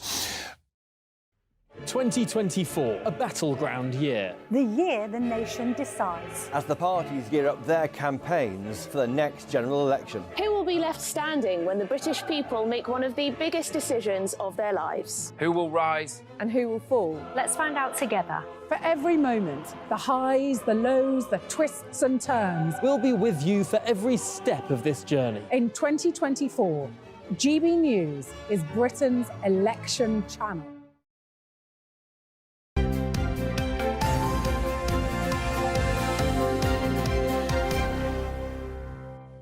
Oh, I just asked the most ridiculous question. No, it's fabulous. Who won the Super Bowl? Who won the Super Bowl last night? I said. Yes, tonight. It's tonight. Anyway, forget about tonight. Tomorrow night, GB News is hosting the first big election event of the year. The Prime Minister is taking part in a special People's Forum live here on GB News at 8 o'clock. Over the course of the hour, he will take questions directly from the audience, and he'll be minding everybody. I will be minding everyone. Then there's going to be a special edition of Dubes & Co. before it. That's at 6 o'clock.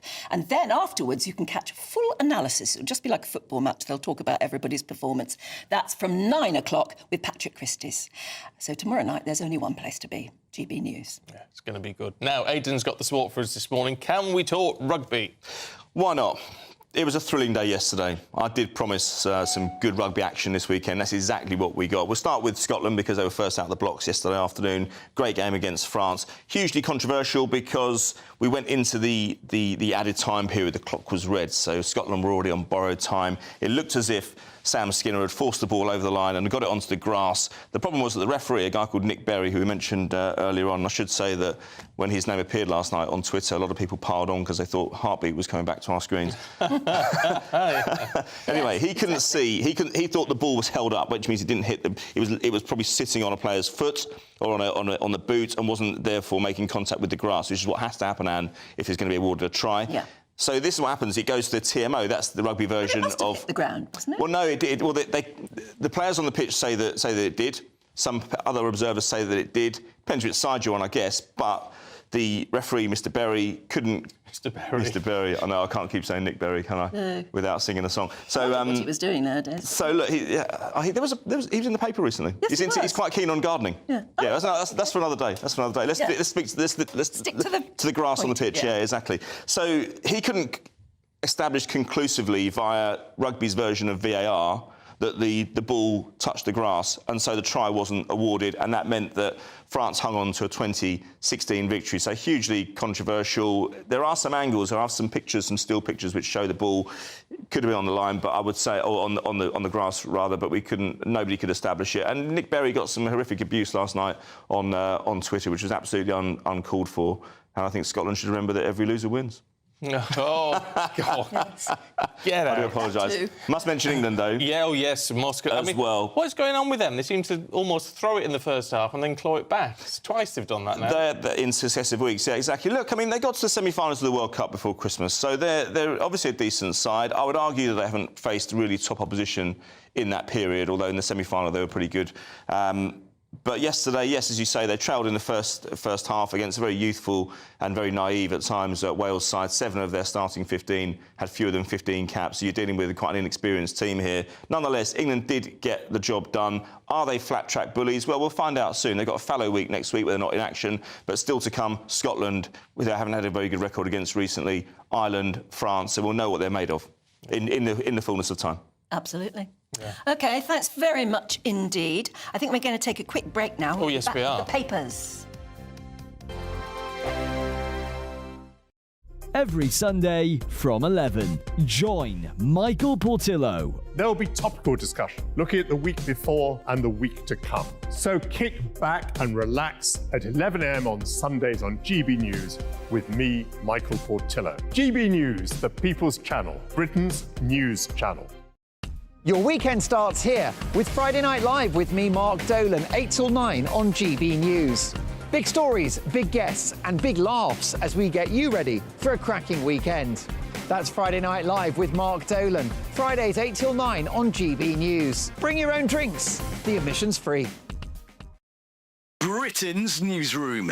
Weekday mornings from 9:30. When you listen to Nigel Farage's assessment there, do you feel that maybe this is as good as it was going to get, given that we had the pandemic and it was inevitably always going to be a bit of a mixed bag? Well, I think it's a bit of a poor excuse from Nigel there that they haven't done it properly. The facts are, Nigel, that it's not worked. It's not going to work. Yes, we will rejoin. I mean, are we better off for it? Are they... Can I jump in there, Charlie?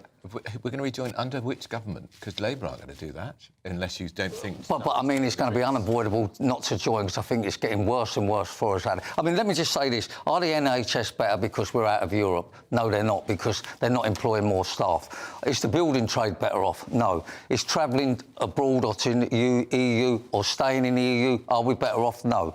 Are we better off because foods rise because of the EU? No. Are we better off with imports and export? No, because they're taking longer. The overall result is that we're not better off. The killer point here is 57% of the public will now vote to remain. 33% would leave. Surely that's the telling point. It depends on the pollster, Charlie, because we were talking to a very good pollster earlier who said there's no enthusiasm for any change in a year. Maybe 10 years, they might be thinking about it. Belinda de Lucia, let's bring you in. I'm sure you want to react to what Charlie said.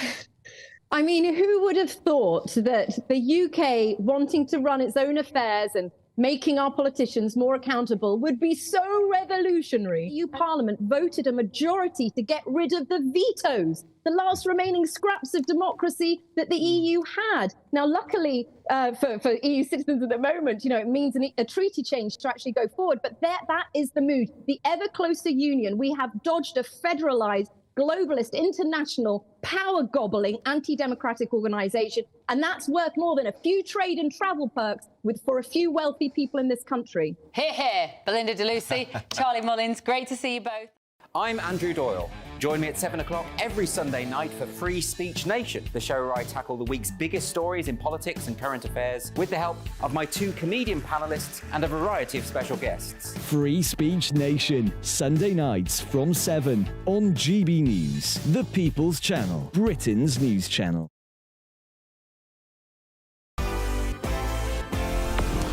Hi, Rishi here. As Prime Minister, I'm focused on delivering on your priorities.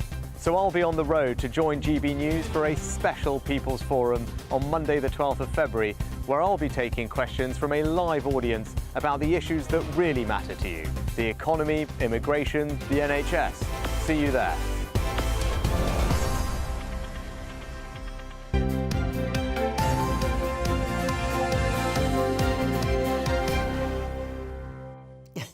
All right, let's go through the papers. Deputy editor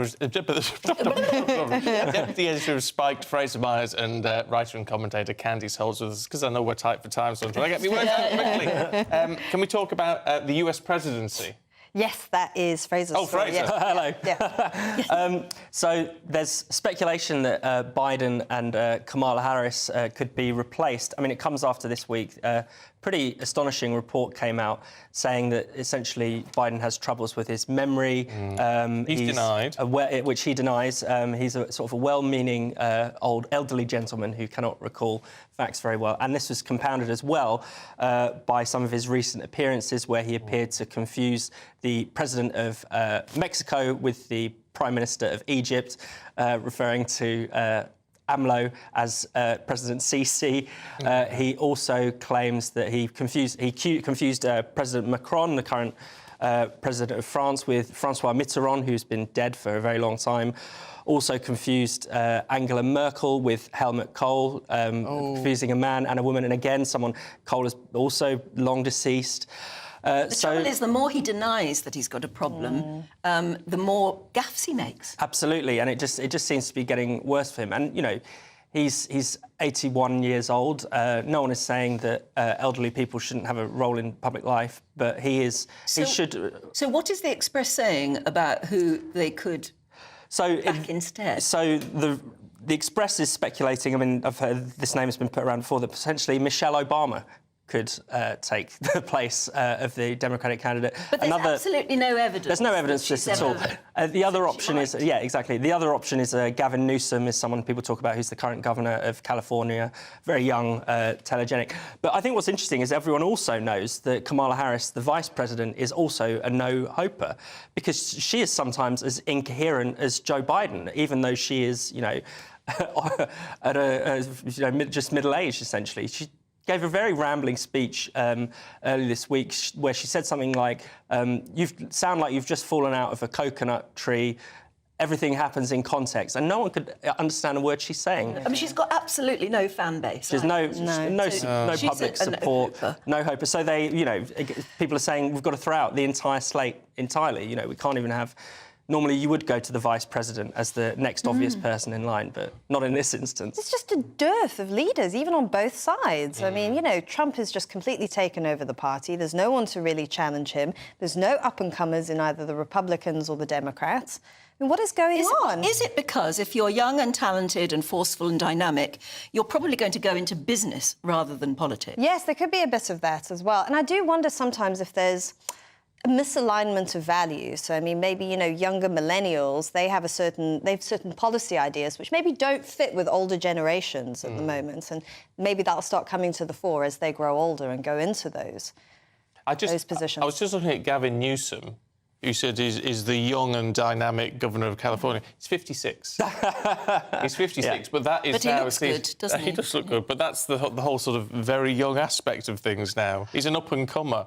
But I suppose that is a kind of normal age for a leader. It means he's got experience, doesn't he? Yeah. Whereas Michelle Obama, who I can imagine being extremely popular in many ways, I mean, she's always, as much as anything else, she's always said she didn't want to do it. Yeah. So it'd be very odd if she... suddenly stepped in. Yeah. She's a nice person and people like how she comes across, but she's never been a political figure. She was the First Lady and it's not your job to be a political figure. That's completely understandable. Well, meanwhile, our democracy's in danger, Candice. Yes. According to Michael Gove. Yes, so this is Michael Gove. This is a piece in the Sunday Times, and he's basically saying, which I think a lot of us know, that for younger people, if they're not able to get on the housing ladder, and to have some sort of investment in society, like society is serving them well. They've done all the right things. They've, studied hard. They've got a good job. They've saved, and they still can't afford a mortgage because mortgages have just multiplied so much and salaries haven't risen in accordance. He makes the point that they're going to start getting disillusioned with the society that they live in, and they're not going to have faith in the political process and in the democratic process. I don't know if people will turn to authoritarian solutions, but I think people are feeling what sort of cynical. Authoritarian solution is he imagining? I know exactly. I mean, I don't think so. I don't think that's. I mean, there is happen. disillusionment. My sons are all of that sort of age where they would want by now. I mean, certainly by their age, I already owned a house. Yeah. And they can't even see it in their future at all. No, I mean, they're very, very upset about it. It's impossible. And then with interest rates being what they are, it makes it even more unaffordable for people to own a home. I mean, this isn't just a British phenomenon. I think this is all over the Western world. The solutions they're coming up with, though, I mean, will they actually improve anything? I mean, they were saying stuff like they'll do 99% mortgages and things like that. But that could fuel demand when there's not even enough supply, pushing prices up even further. But I mean, that was what funded or pushed the subprime mortgage market crash in 2008, isn't it? All these very high mortgage levels and no deposit. Yeah, people who can't necessarily quite afford their mortgage. Yeah. I mean, what's extraordinary is this is not just a problem of home ownership, but just rents are impossible for many people. Now, more than half of 20 to 24-year-olds now live with their parents, which is astonishing. That is a time when you want to be making your way in the world. You want to have some independence, especially if you come out of university and your first job. So it's not even a case of, yes, of course we do want young people to own their own homes, but we also want them to just be able to live in their own homes too, Yeah. It's hugely difficult. I don't know how you begin to address it unless we just need to sort of migrate to a non-home owning nation. See, my concern about that, though, is in older age, you don't really have anything to pass on to your children. And that was so transformative in the 20th century that people, you know, were able to finally pass on something to their kids. Yeah, no, I mean, a whole generation of people who could never dream of home ownership were able to. Yeah, OK. Look, we've got to leave it there, you two. It's been a joy to see you both this morning. Thanks very much indeed. Thank you. Yeah. Here's Jonathan Vautry with the weather. Looks like things are heating up. Boxed Boilers, sponsors of weather on GB News. Hello there, good morning to you. I'm Jonathan Vautry here with your GB News weather forecast provided by the Met Office. It is a relatively bleak start to Sunday for many of us, all courtesy of low pressure, bringing reasonably unsettled conditions. These occluded fronts that are swirling around this, bringing areas of showers and longer bands of rain, particularly across eastern areas of England first thing this morning, spreading its way into parts of northeastern Scotland. A very wet day here. Some of the fog, mist and murk that we have around will eventually clear its way off into the afternoon, and we'll start to see some brighter spells developing, but still with a scattering of showers pushing their way in from the west, so can't rule out the brolly will be needed later on. Temperatures generally around 7 to 11 degrees Celsius, which is pretty much where we'd expect them to be for this time of the year. As that band of rain continues to push its way northwards across the Northern Isles, we open up the stream to that westerly flow of air. So showers continuing to push their way in, particularly for areas of Scotland, Northern Ireland, could turn wintry with some snow over the higher ground areas, but there's also a decent amount of clear spells developing overnight, and with that, it means it will be a chillier night to come, low single figures for many of us. But with those clear spells, there'll also be a decent amount of sunshine to kick off Monday morning as well, particularly if you are further towards the east, generally staying drier with some fair weather cloud into the afternoon. The showers will always be most frequent and heaviest further towards the north and west, again wintry over the hills into the daytime. A slightly fresher feeling day, temperatures around 6 to 10 degrees Celsius. Do enjoy the sunnier spells when you get them, because things will remain fairly changeable with further rain on the cards throughout the rest of the week. Bye-bye. That warm feeling inside from Boxed Boilers, sponsors of weather on GB News.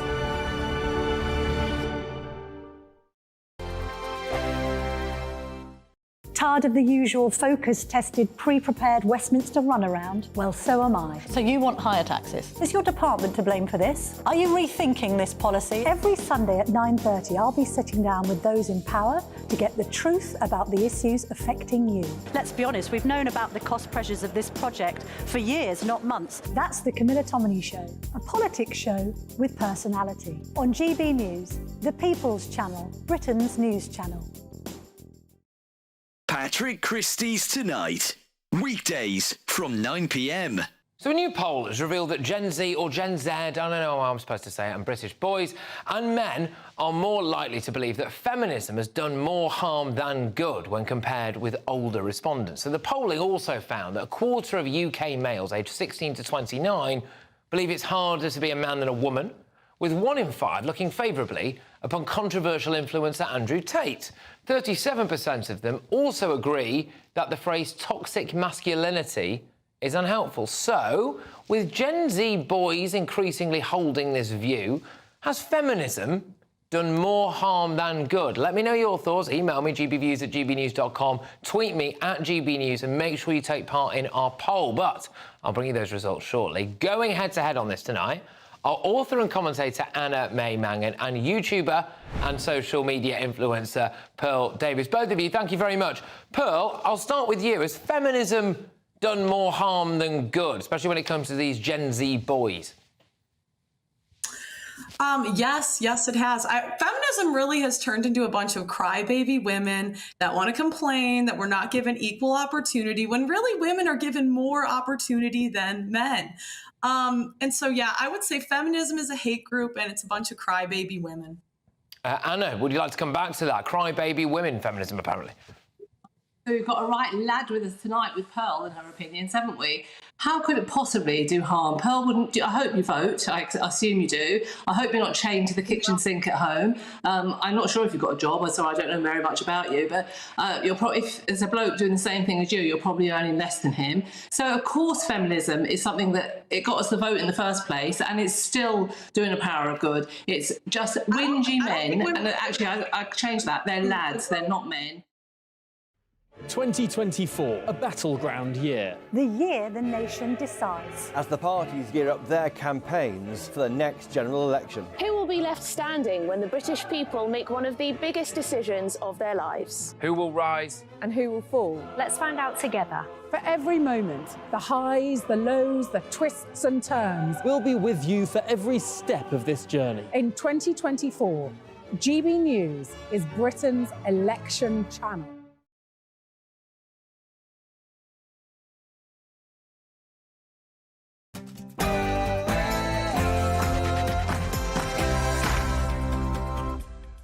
Good morning to you. It's 9 o'clock on Sunday, the 11th of February. Is it the 11th today or is it the 12th? No, it's the 11th. It's the 11th. You've been saying it all morning, so I really hope it is. My brain just went into shutdown there. Anyway, today the King thanks the nation as he writes of the heartfelt outpouring of support after his cancer diagnosis. And, of course, there are two crucial by-elections this week. For the Prime Minister is going to have a bit of a headache, but some MPs apparently reckon that the Conservatives have actually already given up hope. The Foreign Secretary, Lord Cameron, has issued a message of concern as Israel prepares for a ground invasion of Rafah. It's a misty and murky start to the day in places, but some of us will eventually see some sunshine poking through. Join me for the full weather details later on to find out if that's likely to be you. Morning to you. I'm Stephen Dixon. And I'm Anne Diamond, and this is Breakfast on GB News.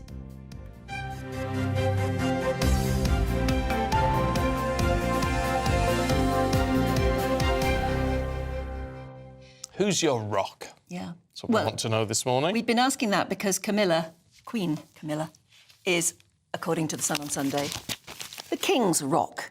Which is nice. Which is lovely, yeah. So we were asking, who's your rock? So Natasha's been in touch. Morning, Natasha. Says, this is my rock, my companion and my shadow, Ted. What a beautiful cat. Where does the cushion end and the cat begin? I don't know. He's by my side all of the time, an adorable chap who I was told was never going to be a lap cat. I love him, he loves me, I think. Yeah. Gorgeous. A rock.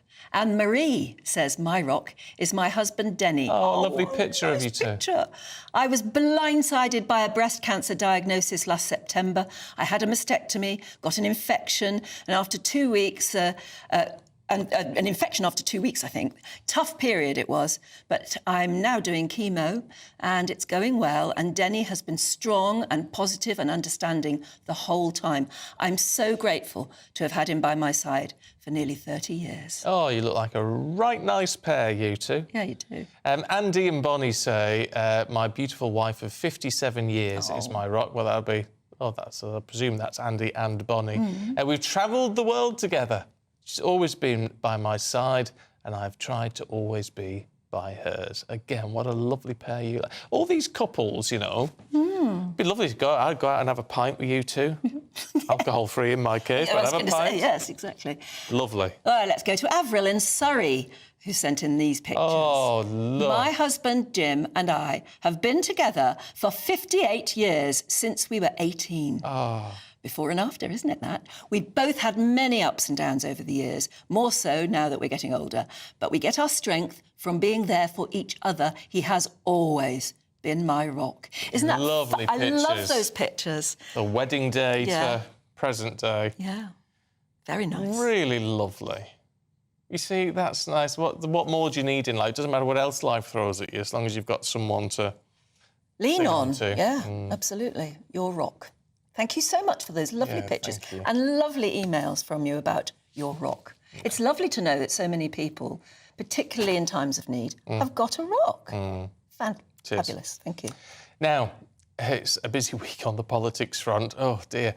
2 by-elections in Wellingborough and Kingswood this week. However, in the wake of I'm afraid to say expected defeats, reports in The Observer today reveal that Tory MPs, frankly, are predicting fresh attacks on the Prime Minister over his leadership because they're facing accusations of surrendering to Labour without putting up a proper fight. Yeah, Camilla Tominey joins us now ahead of her programme at 9:30 this morning. Good to see you, Camilla. Look, I mean, it's not a good sign, is it, if you've got Tory MPs briefing the papers saying, well, the party's in a death spiral?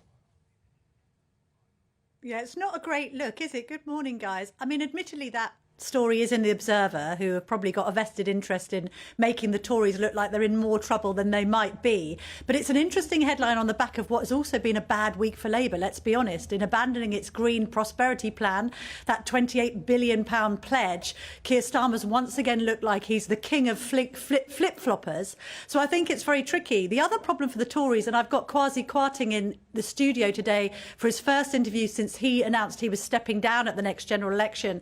You know, that's 56 MPs now who are jumping ship. I appreciate that many of them may have other things that they want to do with their lives and their careers, but it doesn't exactly show faith in Rishi Sunak, does it? I'm also going to be speaking to Levelling Up Secretary Michael Gove on the show. I'm desperate to ask him, as I'm sure you'd imagine, what he makes of reports that the way that the Tories can save themselves from electoral oblivion is to bring back, guess who? Boris Johnson. Yes, it's not going to happen, though, is it? I don't know. But you've got, certainly with Kwasi Kwarteng, it'll be interesting to see, now he's actually said that he's not going to stand, whether he'll be a bit more forthcoming with his views. Well, let's hope so, Anne. I'm also quite intrigued as to why he didn't join his old comrade Liz Truss in the popular Conservative movement launch this week. He's stayed well clear of that. And of course, I'd like to find out what he wants to see in the next budget, because we had Jeremy Hunt, the Chancellor, sort of making out he was the next Nigel Lawson. And then in recent days, the Treasury have been very much trying to dampen expectation of major tax cuts. Is that the right approach? Is the next general election going to be about the economy, or perhaps Michael Gove will say that it's going to be about housing? And I'm going to be grilling him on why the government keeps on failing to meet these housing targets, not least when immigration's at an all-time high. Yeah, meantime, as you said, it's been a bad week for Labour as well, with this green prosperity plan going by the by. However, it's reported today that Keir Starmer is sort of doing what he can by investing in green jobs, and there's going to be green jobs near you, wherever you are. Yes. Well, the Mirror is giving it that spin because I think they appreciate that. What are we up to now? I think 60 flip-flops on Labour policy. So I'm going to be asking Pat McFadden, who is extremely close to Starmer, but also, intriguingly, somebody who's extremely close to Tony Blair, which I think is interesting because Starmer's made this conversion from supporting Jeremy Corbyn to now repositioning himself as a Blairite. So first of all, I want to ask Mr McFadden, how involved is Tony Blair in Labour's machinery? And second of all, well, does Labour have a plan? Because if it abandons a key pledge when it isn't even in power, how can people be rest assured that a Prime Minister Starmer isn't going to continue to break his promises? Yeah, indeed. And also, we've been talking all morning on the royal front because the King has now sort of issued a statement saying how grateful he is for all the good wishes he's had. And the Sun on Sunday calling Queen Camilla his rock. It would be very interesting to hear what your other guest is saying. Wasn't she the former press secretary to the Queen? Yeah, that's right, Elsa Anderson. So she was at the top of the communications team at Buckingham Palace for a very crucial period. And she'll be reflecting not only on the King's statement, but I think what the monarchy looks like in light of this cancer diagnosis. I mean, we appreciate that when he was Prince of Wales, Charles was saying we wanted to slim down the monarchy, make it look more value for money. But I think, you know, at the present time, with the Princess of Wales out, Prince William compromised between sort of immediate family and the family firm, and, of course, the King's future sort of looking uncertain with this diagnosis and treatment, that actually, are there enough royals to go around? Does it raise the spectre of perhaps bringing into the fray Princess Beatrice and Eugenie? That's been suggested in the newspapers this morning. So I'd be very intrigued to get Elsa's take on that. Could be. I think they'd be all right, actually. Well, they've certainly been very loyal, before. They have been loyal. They've not actually put a foot wrong. No. Anyway, we shall see what she says. Camilla, thanks very much indeed. We'll see you at 9:30. Thank you. Now, if you're a regular GB News viewer, and I'm sure you are, you'll be familiar with Patrick Christies and Emily Carver. Yeah, what you might not know is Patrick's battle with alcohol addiction, which led to him leading a double life, sort of drinking all day, every day. Patrick and Emily joined us earlier. You not have to wait to have actually lost everything. I was right on the brink. I was waking up in the mornings, throwing up blood, couldn't go an hour without a drink. I was probably only a couple of weeks away from losing my job here. I was right on the brink, unfortunately, but understandably, of course, with my personal relationship with Emily. The place that I was living, I was about to have lost that. But I got it just in that nick of time. And the other thing that but the point with that is, and what is worrying in a way, because you want people to spot it and help you out if you're in that position. I mean, heck, I saw you in the office quite a lot during that time. Would never have known. Yeah, you become incredibly good at hiding things, and when there is so much riding on it, which is that if I get caught now, I'm going to lose everything because I'll get sacked and there'll be all the shame associated with that. It's incredible what you're capable of doing. Just quickly, the other thing I wanted to say was that you can recover from this thing, all right? So I will always be an addict and I will always have to manage that, but I have the tools in place now to be able to deal with that. And there's only one thing in life that I can't do now, and that's drink. I can do everything else. I can go to weddings, I can go to parties, I can go on holiday, I can do all of that. And you know what? When I was drinking, I wasn't doing any of that stuff anyway. And I wasn't enjoying it. I was just going to say, how about, because I've heard this, because, no, I haven't had a drink for 20 years. What about the people who say to you, and I bet you get it a lot, can't you just have one? Well, the thing is, I don't want one. You know, it's something that Emily and I discuss quite a lot, which is that, it would be nice occasionally to, especially if you're on holiday and you've got a nice meal in front of you, you think, I'll have a glass of wine. But you become very quick at compartmentalising that and playing the tape forward. So I play the tape forward. Do I have one glass of wine? Well, no. I have the bottle, and then I drink the bar, and then I burn my life to the that's ground. what I was going to say. When you read the article, I can't get over how much you drank. Early in the morning, before work, bottles and bottles of wine, not just a drink here and a drink there. I don't understand why you weren't falling around. Well, I know. I mean, you become incredibly tolerant to it all, naturally as well. But, yeah, for me, it was a situation, and a lot of alcoholics will tell you this, which is that when you first wake up, if you've been able to sleep much at all, you actually can't keep down food or even water sometimes until you've had a little bit of something, which I know sounds bonkers to everybody out there, but it is the case. And then you obviously get into that death spiral then, but there's no denying it. If I'd have carried on, I would be dead now. Heck. Well, thank you for all your lovely messages of support for Patrick and Emily. We haven't been able to read them all out. There have been far too many, but don't you worry, Patrick and Emily will see them. Yeah, they will. And if you're concerned about you, yourself, or your loved one's drinking habits, speak to a GP, please, or call Alcoholics Anonymous, 0800 9177 650. Calls to them are free from landlines and mobiles. Now, changing tack for you, there's still plenty of time to grab your chance to win £18,000 cash in our Great British Giveaway. Here are all the details that you need.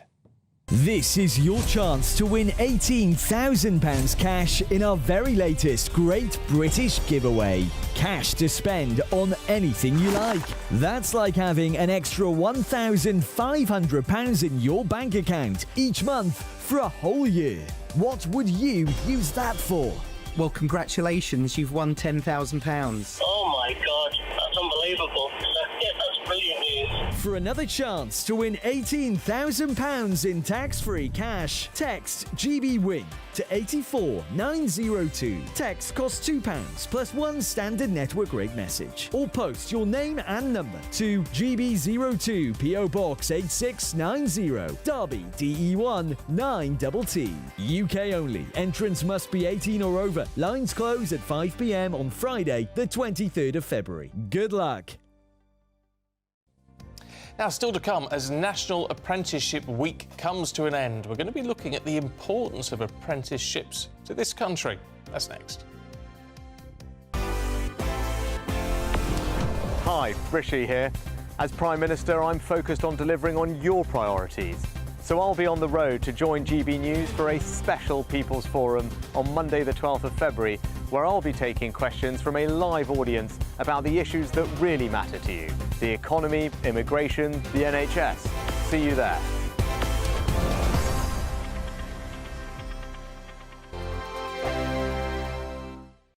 Wake up to the headlines with Headliners every morning at 5 a.m. We treat you to the day's biggest stories before anyone else, 7 days a week. You can catch up on everything you need to know before you've even had your kippers. Headliners every morning at 5 a.m. only on GB News, the People's Channel, Britain's news channel. Good afternoon, Britain. Good afternoon, Britain. Join us, Tom and Emily, To find out what's happening in the heart of Westminster. and why it matters to you. Weekdays from midday, we bring you the most compelling stories from across the United Kingdom. And from your doorstep to our inbox. That's right, we want to hear from you. GB News, Britain's news channel. Martin Daubney, weekdays from 3 p.m. You have a president in President Biden who's not enforcing the law that was passed by Congress. President Obama, criticize him or not, actually enforced the law and was deporting people that had crossed illegally. Of course, President Trump enforced the law and improved the law to make sure that, and worked with Mexico to have the Remain in Mexico policy. Biden has abandoned federal policy. In fact, he's deliberately trying to let in as many immigrants as possible. More for the Democrats, more is better and less is racist. Just astonishing. And the statement that Greg Abbott put out is really feisty stuff. He said the federal government has broken the contract between the United States and the state of Texas. And the eye numbers, Greg, are simply eye-watering. 6 million illegal immigrants have crossed our southern border in just 3 years, Governor Abbott says. That's more than the population of 33 states in the United States. Astonishing numbers. And Martin, that's just Texas. If you add Arizona and other border states, you know, it's pushing 10 million. By the end of Biden's term, it'll be 11 million.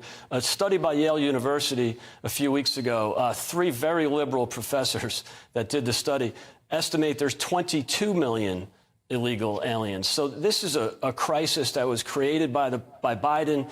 It's what he wants. They want unfettered access to the border. They're letting them in. It's a real hardship on the working people of Texas and other border states. And now it's a real hardship on cities that the federal government, as well as the governors of Texas and other states, are sending some of the migrants to those so-called sanctuary cities.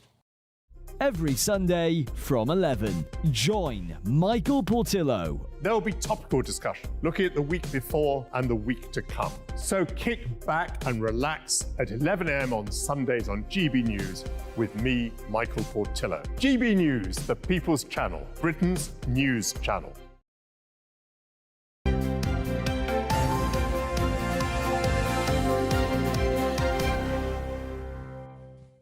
Now, he's not going to get any rest tomorrow, are you? No, busy day tomorrow. Yeah, because tomorrow night, GB News is going to be hosting, via Stephen, the first big election event of the year. The Prime Minister is going to take part in a special People's Forum live on GB News, and it's at 8 o'clock. Now, over the course of an hour, he's going to take questions directly from the studio audience, which is made up of you, of course. Plus, on top of all of that, in the build-up, we've got a special edition of Jubes & Co. That's at 6 o'clock, and then you can get full analysis of the People's Forum straight afterwards at 9 with Patrick Christies. So tomorrow night. There's only one place to be. Yeah. You're going to be tuned in? You bet. Yeah. Yes, you better be. I'm sort of busy tomorrow. I know you're going on holiday. Yeah. But, you know, you can watch while you're packing. I will watch it. I'll watch while I'm packing, yeah, because I've still got a lot of packing to do. There you go. I knew you would. Now, this week has been National Apprenticeship Week, which aims to improve the awareness of schemes on offer across the country. With the cost of living crisis and students not wanting to take on university debt as much, are apprenticeships becoming more attractive to young people? You'd hope so. GB News reporter Jack Carson explores. Learning the skills of the present and the future. For this group of students in Derby, apprenticeships are giving them a chance to earn while they learn. Around 340,000 people started an apprenticeship last year, with more than 750,000 enrolled on one in the UK, and the balance between this and university might be shifting with the impact of the cost of living. Research from Ipsos found that 25% of Britons don't think going to university is worth it for young people. Remit Training offer programmes in various sectors, from business and hospitality to automotive. George is a young apprentice in his first year. I see it as like the complete way forward. Rather than going to college, sitting exams, you're learning in the workshop whilst you're being paid, and like going to places like university, you end up with piles and piles of debt that you'll be paying off for years. But whilst you're here, you'll be learning valuable life skills whilst you're learning how to obviously keep the country moving, and it's a big key part of what everyone does. Everyone's going to need a mechanic at the end of the day. Chairman at Remit Rob Falston says they've seen a rise in apprenticeships since the pandemic. We've seen a huge increase in what we do in heavy vehicle engineering in particular. I think COVID taught us all that it was really important to keep Britain moving, to keep the trucks on the road. It's one of the key industries that was identified at that time, and I think that's attracted a lot of young people into the industry. So we're delighted to train them in academies like this one. And more investment from the government is coming too, with Chancellor Jeremy Hunt announcing in the autumn statement £50 million would be invested to boost apprenticeship training in sectors like engineering and manufacturing. Alexandra Rafter is head of marketing and believes apprenticeships should be at the forefront of the economy going forward. We're working across most disciplines with most industries that are critical to the UK economy. Apprenticeships need to be at the forefront of that. College, university isn't financially viable. It's not a reasonable opportunity for everybody to thrive in. Hands-on and their heads down, apprenticeships look like they're becoming increasingly attractive for the next generation. Jack Carson, GB News, Derby. Not everyone should go to university. No, I totally believe in apprenticeships. Yeah, if there's a better way of getting on in life... Earn while you learn. Yeah, then why not? Let's talk to the Director of Amazing Apprenticeships, Dr Anna Morrison, who joins us. Really good to see you this morning. I'm always astounded that apprenticeships seem to have dropped out of favour so much when they can offer so many people a real step forward in a job and a career. Absolutely. Good morning and thanks for having me on. Apprenticeships are really growing in popularity. We're seeing more and more young people really wanting to explore apprenticeships as one of their options. And I think one of the reasons for that is because we've seen such growth in the different types of apprenticeships that are available and the different levels as well. So often when you think about apprenticeships, you might think of some of those traditional areas like electrical or carpentry and hairdressing. And of course, we still have thousands of really fantastic apprenticeships in those areas. But there's lots of new areas, new job roles that are coming through apprenticeships now, as you heard in that item there. Areas like cybersecurity, linked to green jobs, areas where perhaps traditionally you would have had to go to full-time university as well, now being available through apprenticeships like solicitor and even doctor that have now come on board. Yeah, there used to be apprenticeships for journalism, and because I had one, now you have to have a degree. But that's my next question, really. I mean, when you get advice when you're still at school, do enough teachers know, or career teachers know, that there are good apprenticeships out there? You don't have to go to university. Absolutely. Look, teachers and careers advisors in schools are trying really hard to increase awareness about apprenticeships, but it's not going to happen overnight. And I think what we saw last week was thousands of schools and colleges really trying to run activities and events for their students and for their families to inspire them about the opportunities. You know, we saw apprentices going into schools, employers opening their doors. There was so much happening. And there's still a lot of misconceptions out there. So careers like journalism that you mentioned, Dan, actually there is an apprenticeship in journalism now. And this is one of the really important things. Even if you think that perhaps there isn't an apprenticeship, we really need to encourage everyone to do their research and look at all of those different pathways, because you may just be surprised. What about those people who don't know what they want to do? Because, you know, there are loads of kids go to university, so I don't know what I want to do at the end of it. Whereas with an apprenticeship, perhaps they think they are tying themselves to a type of job. Not at all. I don't think you're tying yourself to a particular type of role. If I use my own experience, I didn't go to university, and I started off by working as a receptionist in a local FE college and kind of working my way up. And I think what I learned from that was all of the transferable skills that you get from being in the workplace. You're never going to pigeonhole yourself into one particular route or career. It's down to you to kind of take those opportunities and gain all of those skills and the contacts, of course, the professional contacts that you make along the way. Yeah, no, I think that's a really valid point. You end up with as we were always told up north, not that I've got an apprenticeship, but it's about having a trade. If you've got a trade, it sets you up for life. Yeah, you can always go back to it. Yeah, absolutely. Yeah. Thank you so much. It's lovely to see you out in the garden this morning. Very nice. Yeah. This is the office. This is the office. It's the office. Oh, it looks really nice. Oh, well, Thank you. Thank you. No wonder you're called Amazing Apprenticeships. Yeah, brilliant. I think it's a real step forward. Plus, if you really want a degree, there are lots of these places where you have an apprenticeship and they pay for you to get a degree as well. Yeah, they really do. It has to be the way forward. You'd think so, wouldn't you? Well, look, that is it from us. But don't go anywhere because it's the Camilla Tominey Show up next after your weather. A brighter outlook with Box Solar, sponsors of weather on GB News.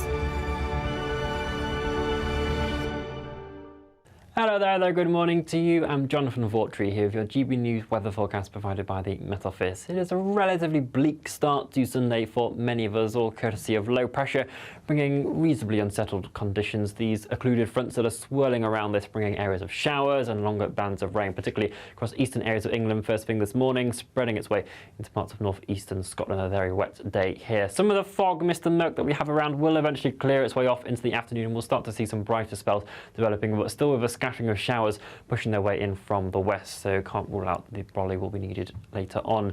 Temperatures generally around 7 to 11 degrees Celsius, which is pretty much where we'd expect them to be for this time of the year. As that band of rain continues to push its way northwards across the Northern Isles, we open up the stream to that westerly flow of air, so showers continuing to push their way in, particularly for areas of Scotland. Northern Ireland could turn wintry with some snow over the higher ground areas, but there's also a decent amount of clear spells developing overnight, and with that it means it will be a chillier night to come, low single figures for many of us. But with those clear spells, there'll also be a decent amount of sunshine to kick off Monday morning as well, particularly if you are further towards the east, generally staying drier with some fair weather cloud into the afternoon. The showers will always be most frequent and heaviest further towards the north and west, again wintry over the hills into the daytime. A slightly fresher feeling day, temperatures around 6 to 10 degrees Celsius. Do enjoy the sunnier spells when you get them, because things will remain fairly changeable with further rain on the cards throughout the rest of the week. Bye-bye. Looks like things are heating up. Boxed Boilers, sponsors of weather on GB News.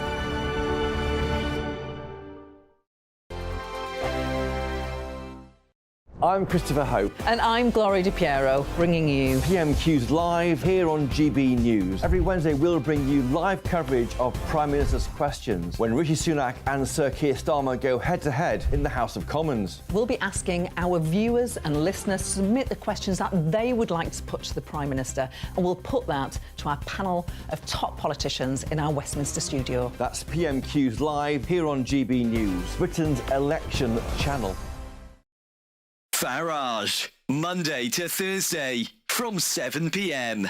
Lots of people have different ideas, but principally a conservative approach to getting growth is to reduce taxes so that people, ordinary people and businesses can spend more of their own money to invest and grow the economy. So the theory is that you cut taxes and that then pumps more money into the economy. Exactly right. Growth. And then people, it's not government that are creating wealth. It's individuals, businessmen, companies that create wealth. It's the private sector that creates wealth, that the public sector then taxes and spends. I get the theory, but one of the criticisms of you, and I think one of the criticisms actually of all political parties, is they appear to be incapable of cutting government spending. That's the key. I mean, and I think when I look back, is that we should have had a credible plan to reduce the increase in spending. Now, that's often a difficult concept to explain. But it's in line with inflation, etc. That's all right. So when you're slowing the increase, it means, 1 year you spend £100 and the next year you spend maybe £101 as opposed to going up to £110. So the actual level isn't going down, but you're slowing the increase. And that's very much what I tried to do. And actually, looking back, the one thing I wish I'd done, was to present a credible spending plan at the same time as the tax cuts that we announced. You had a go, it didn't work out for whatever reason, and that analysis will go on for some years to come.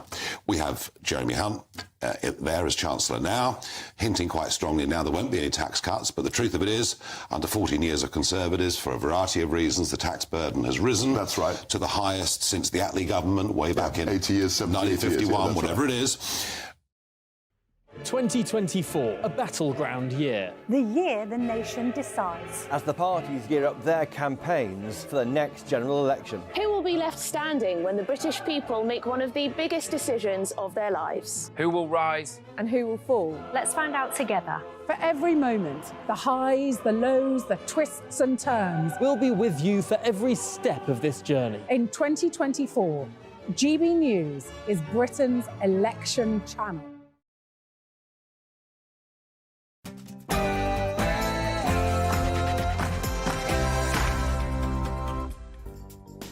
Good morning and welcome to the Camilla Tominey Show. It's been another very busy week in Westminster. The PM caused a stir with some ill-judged comments during PMQs. Labour has performed its biggest U-turn yet. Can Sir Keir Starmer be trusted to deliver on his promises? I'm going to be grilling the Levelling Up and Housing Secretary Michael Gove. Why haven't the Conservatives built enough homes to keep up with immigration? I'll also be speaking to Starmer's right-hand man, Pat McFadden, Labour's campaign manager, to find out why the Green Prosperity Pledge has been dropped. I'll also be trying to find out whether Tony Blair is more involved than Starmer is letting on. In a GB News exclusive, Kwasi Kwarteng, the former Chancellor of the Exchequer, will be joining me in the studio to explain why he's decided to step down at the next general election. I'm also going to be joined by Sir Simon Mail, the former Deputy Chief of the Defence Staff. Are we on the brink of being dragged into World War III? And the People's Panel is back. We are in Manchester today. As the country prepares to go to the polls this year, we want to hear from you, our loyal GB News viewers, and allow you to have your say on the show.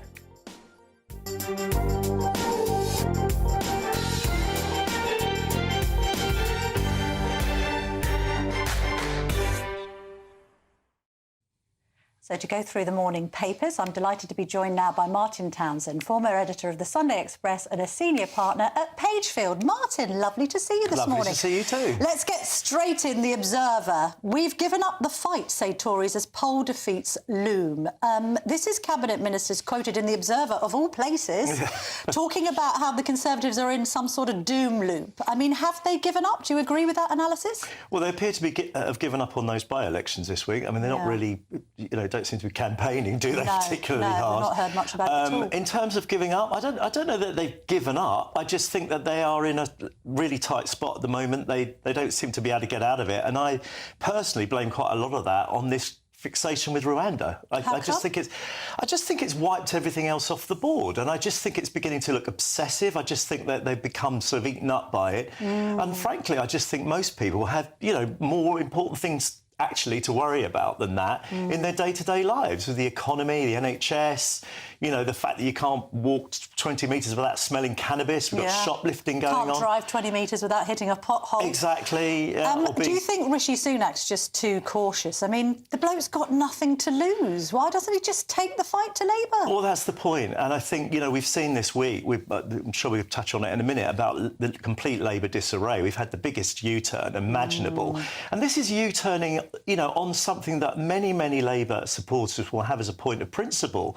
These policies are actually quite dear to quite a lot of people. Yeah, it's not hold just that thought on Labour. I will before we get to Keir Yes. Starmer, let's talk about the other elephant in the room, Boris Johnson. Yes. Well, I just thought it was interesting this morning. We've got a piece in the Mail on Sunday. We've got a piece in the Telegraph. The Telegraph piece is quite funny because it's Boris telling Sunak, ring me for election help. So it's like, you need to call me and I might come back into the fray. Yes. I mean, is the answer to the Tories' woes, Boris? Well, he's not going to do any harm in terms of Really? campaigning. I mean, don't think he'll he do might. I don't think he will. No, I don't think he will. I think you can take him out there on the stump or whatever it is. Stomping on the stump. Stomping on the stump. I think you can do that. I think any notion that anybody is actually going to come in and replace him, Rishi Sunak, as a leader is nonsense. Yeah. And that would just be completely ridiculous. Why would Boris do it, though? Why would he Well, I don't think he is going to do it, and I mean, I think he's biding his time. He thinks that the plan is, I think, that the next leader is going to inherit a kind of disorganised party. It's going to fall apart, and he's going to come sort of sweeping in like knight in shining armour, etc., etc. I shall be asking Michael Gove a little later what he thinks about the Bring Back Boris plan. Which will be very interesting. Intrigued to know his answer to that. Let's go on to whether Labour is or isn't working. You've talked about the Green Prosperity Pledge U-turn. The Sun on Sunday saying that Keir Starmer's also sort of lying about how much money the windfall tax will recoup. Labour saying it's over 10 billion, the Treasury saying it's 2 billion, whatever. What's the main problem with Labour at the moment, as far as you're concerned? I mean, they're 20 points ahead in the polls, so they could be saying, well, look, we don't have to do anything. We're just going to sail into Downing Street. Well, yes, I think the problem is that particularly with this U-turn, coming at the end of a lot of other U-turns that we've seen, Keir Starmer is beginning to look like he hasn't got a plan, and even if he has got a plan, he's likely to go back on it in 10 minutes' time, which is exactly what the Tories set out to. Tory strategists are absolutely rubbing their hands with glee. Yeah. He also seems to be at odds with his own Chancellor, which is not a good look. And what, you think Rachel Reeves is wearing the trousers? Well, I think for people like me looking at the Labour Party from the outside, how much power does Reeves and Rayner have, for instance? Keir Starmer doesn't seem to me to be a particularly strong leader. He doesn't seem to be decisive. He's performed this big U-turn this week. It's all very well for Labour to go on about divisions in the Tories. What about divisions in Labour? Yes, and actually I'm going to put this to Pat McFadden, because we've had this situation with this Labour MP making pretty grotesque remarks about Israel and the Gaza conflict. And also, of course, the spectre of Tony Blair in the background of all of this. Well, he's always there. He's the puppet master, and I think he's going to be all over Labour when they get into it. He's going to have his people in there without any shadow of a doubt. Of course he is. Yeah. Let's talk about this ongoing story about asylum seekers converting to Christianity, sometimes seemingly at the last minute, and that's allowing them to keep on claiming asylum in this country, even though a lot of them are just doing it as a complete scam. There's this extraordinary story in the Mail on Sunday, not only about this 14-year asylum battle with this paedophile who basically has claimed Christianity, and now two judges are having a row over whether the first judge has been hoodwinked into thinking he's a Christian when he's not. But then there's this other story about this pastor who says, I baptise 500. And there's a photograph of him, for the viewers and just for the listeners, there's a photograph of him sort of in the sea. Is he in the channel with these migrants, baptising them? And then he says, and funny enough, we never saw 60% of them again. Well, of course you wouldn't. This is just nonsense. It is, and this is industrial scale baptisms, right? Within an organisation that 10 minutes ago couldn't assemble 5 people for a church service. That's a very good point. You would wonder about this, but there is a serious side to this, which is that the people being baptised are rapists, they're murderers, they're sex offenders. Where is the Archbishop of Canterbury's kind of view on this? Well, we hear his views about Rwanda, and it's like he doesn't like that plan. So we hear him at times, but we haven't heard him on this, curiously. No, and I think this is a loophole in the law that basically the church are helping along, right? Basically, they're allowing asylum seekers who are. I mean, the church's job, as far as I can make out, is to spread peace and love and unity and all of these things. How does that square with allowing a rapist or a murderer to stay in this country and carry on doing whatever nefarious things they're doing? I mean, in the case of this paedophile, 14 years, I was just reading that story thinking, these people are just laughing at us. Yes. 100%. It's going from one little lawyer to another to another. I mean, the lawyers are making great amounts of money from it, presumably. You make the point about Justin Welby. Interestingly, George Carey is in the Telegraph, former Archbishop of Canterbury, basically saying that the church must crack down. Of course. And it seems as if they're being completely exploited. Let's move from church to crown. Oh, yes. And talk about the King. On the front page of the Sunday Express is his message to the nation, basically saying thank you for your support, but also how pleased he is that he's raised awareness of cancer, which I mean, from a PR perspective, did you think that the candour that Buckingham Palace has shown, not just about the enlarged prostate, but also this, has been a good thing? I think it's been fantastic. I really do. And I think it's a continuation of how the Queen was during, with her famous speech about COVID. We will meet again. We will meet again. And, the whole point about the King, is he is there And it's very important at the moment that the king stabilises. We live in a very unstable time, as all the things we've been discussing this morning. And it's very important that the monarchy is there as a sort of a symbol of stability. And obviously, the idea that the king is ill and, has a serious condition is going to be worrying for a lot of people. And what he's done here is he's calmed it down by being very transparent about the things that are going on, and also by saying, I want to encourage other people to come forward, not in so many words, but that's what it does, because it kind of raises awareness. But the Sunday Times' take on it with their headline was sort of fragile monarchy. It's a fragile state of affairs. Everything's looking quite slimmed down. Are there enough royals to go around? I mean, do you worry about the future of the institution? Not at all. I don't worry about it at all, because I think actually at this, we've seen here, there are moves going on. It was interesting that Prince William appointed this man, I think Ian Patrick this week, former diplomat, with all of this geopolitical knowledge. William is looking forward. I mean, he's not thinking, my dad's not going to be around tomorrow. But they're preparing. They're preparing, and they're putting the monarchy in a good place. And I feel very confident about the royal family. I don't think it's fragile at all. There's a lot of strong people still within it, and I think it'll be fine. I'll be discussing that further with Elsa Anderson a little later on the show. Martin Townsend, thank you so much for joining me this morning. Now, as I said, the People's Panel is back, and Sophie Reaper is in Manchester. Sophie, what's the main topic of conversation there this morning? Well, we're talking about plenty of things here this morning at the lovely Fress in the northern quarter of Manchester. Of course, joined by my wonderful People's Panel today. As the People's Channel, we want to get the people's voices. So we'll get straight into it. I know they've got some questions for your guests on your programme this morning. Of course, you're going to be joined by current Levelling Up Secretary Michael Gove, former Chancellor Exchequer Kwasi Kwarteng, and Labour's Pat McFadden. So we'll come to yourself first, Matt. I believe you've got a question for us. Yes, my question's for either of the Conservative politicians. Do you honestly believe the Rwanda scheme will work? And just to come back to yourself on that, Matt, do you believe it can in its current form? And if not, what would you do to change it? OK, well, I'm not sure it will work because the amount of people that are coming over, we've been told that only about 500 can go in the first year. I'm not sure if that will grow. But I also believe the ECHR will be a thorn in the side of this plan. So without leaving the ECHR, I don't think the scheme will work at all. Thank you very much. Be very interesting to hear what they have to say on that. Sian, we'll come to yourself next. Talk to me. You are a landlord here in Manchester, so talk to me. I'm sure you've got a question for Levelling Up Secretary Michael Gove. I have got a question for Mr. Gove. It's quite specific, actually, about energy costs and dampness and mould in this country.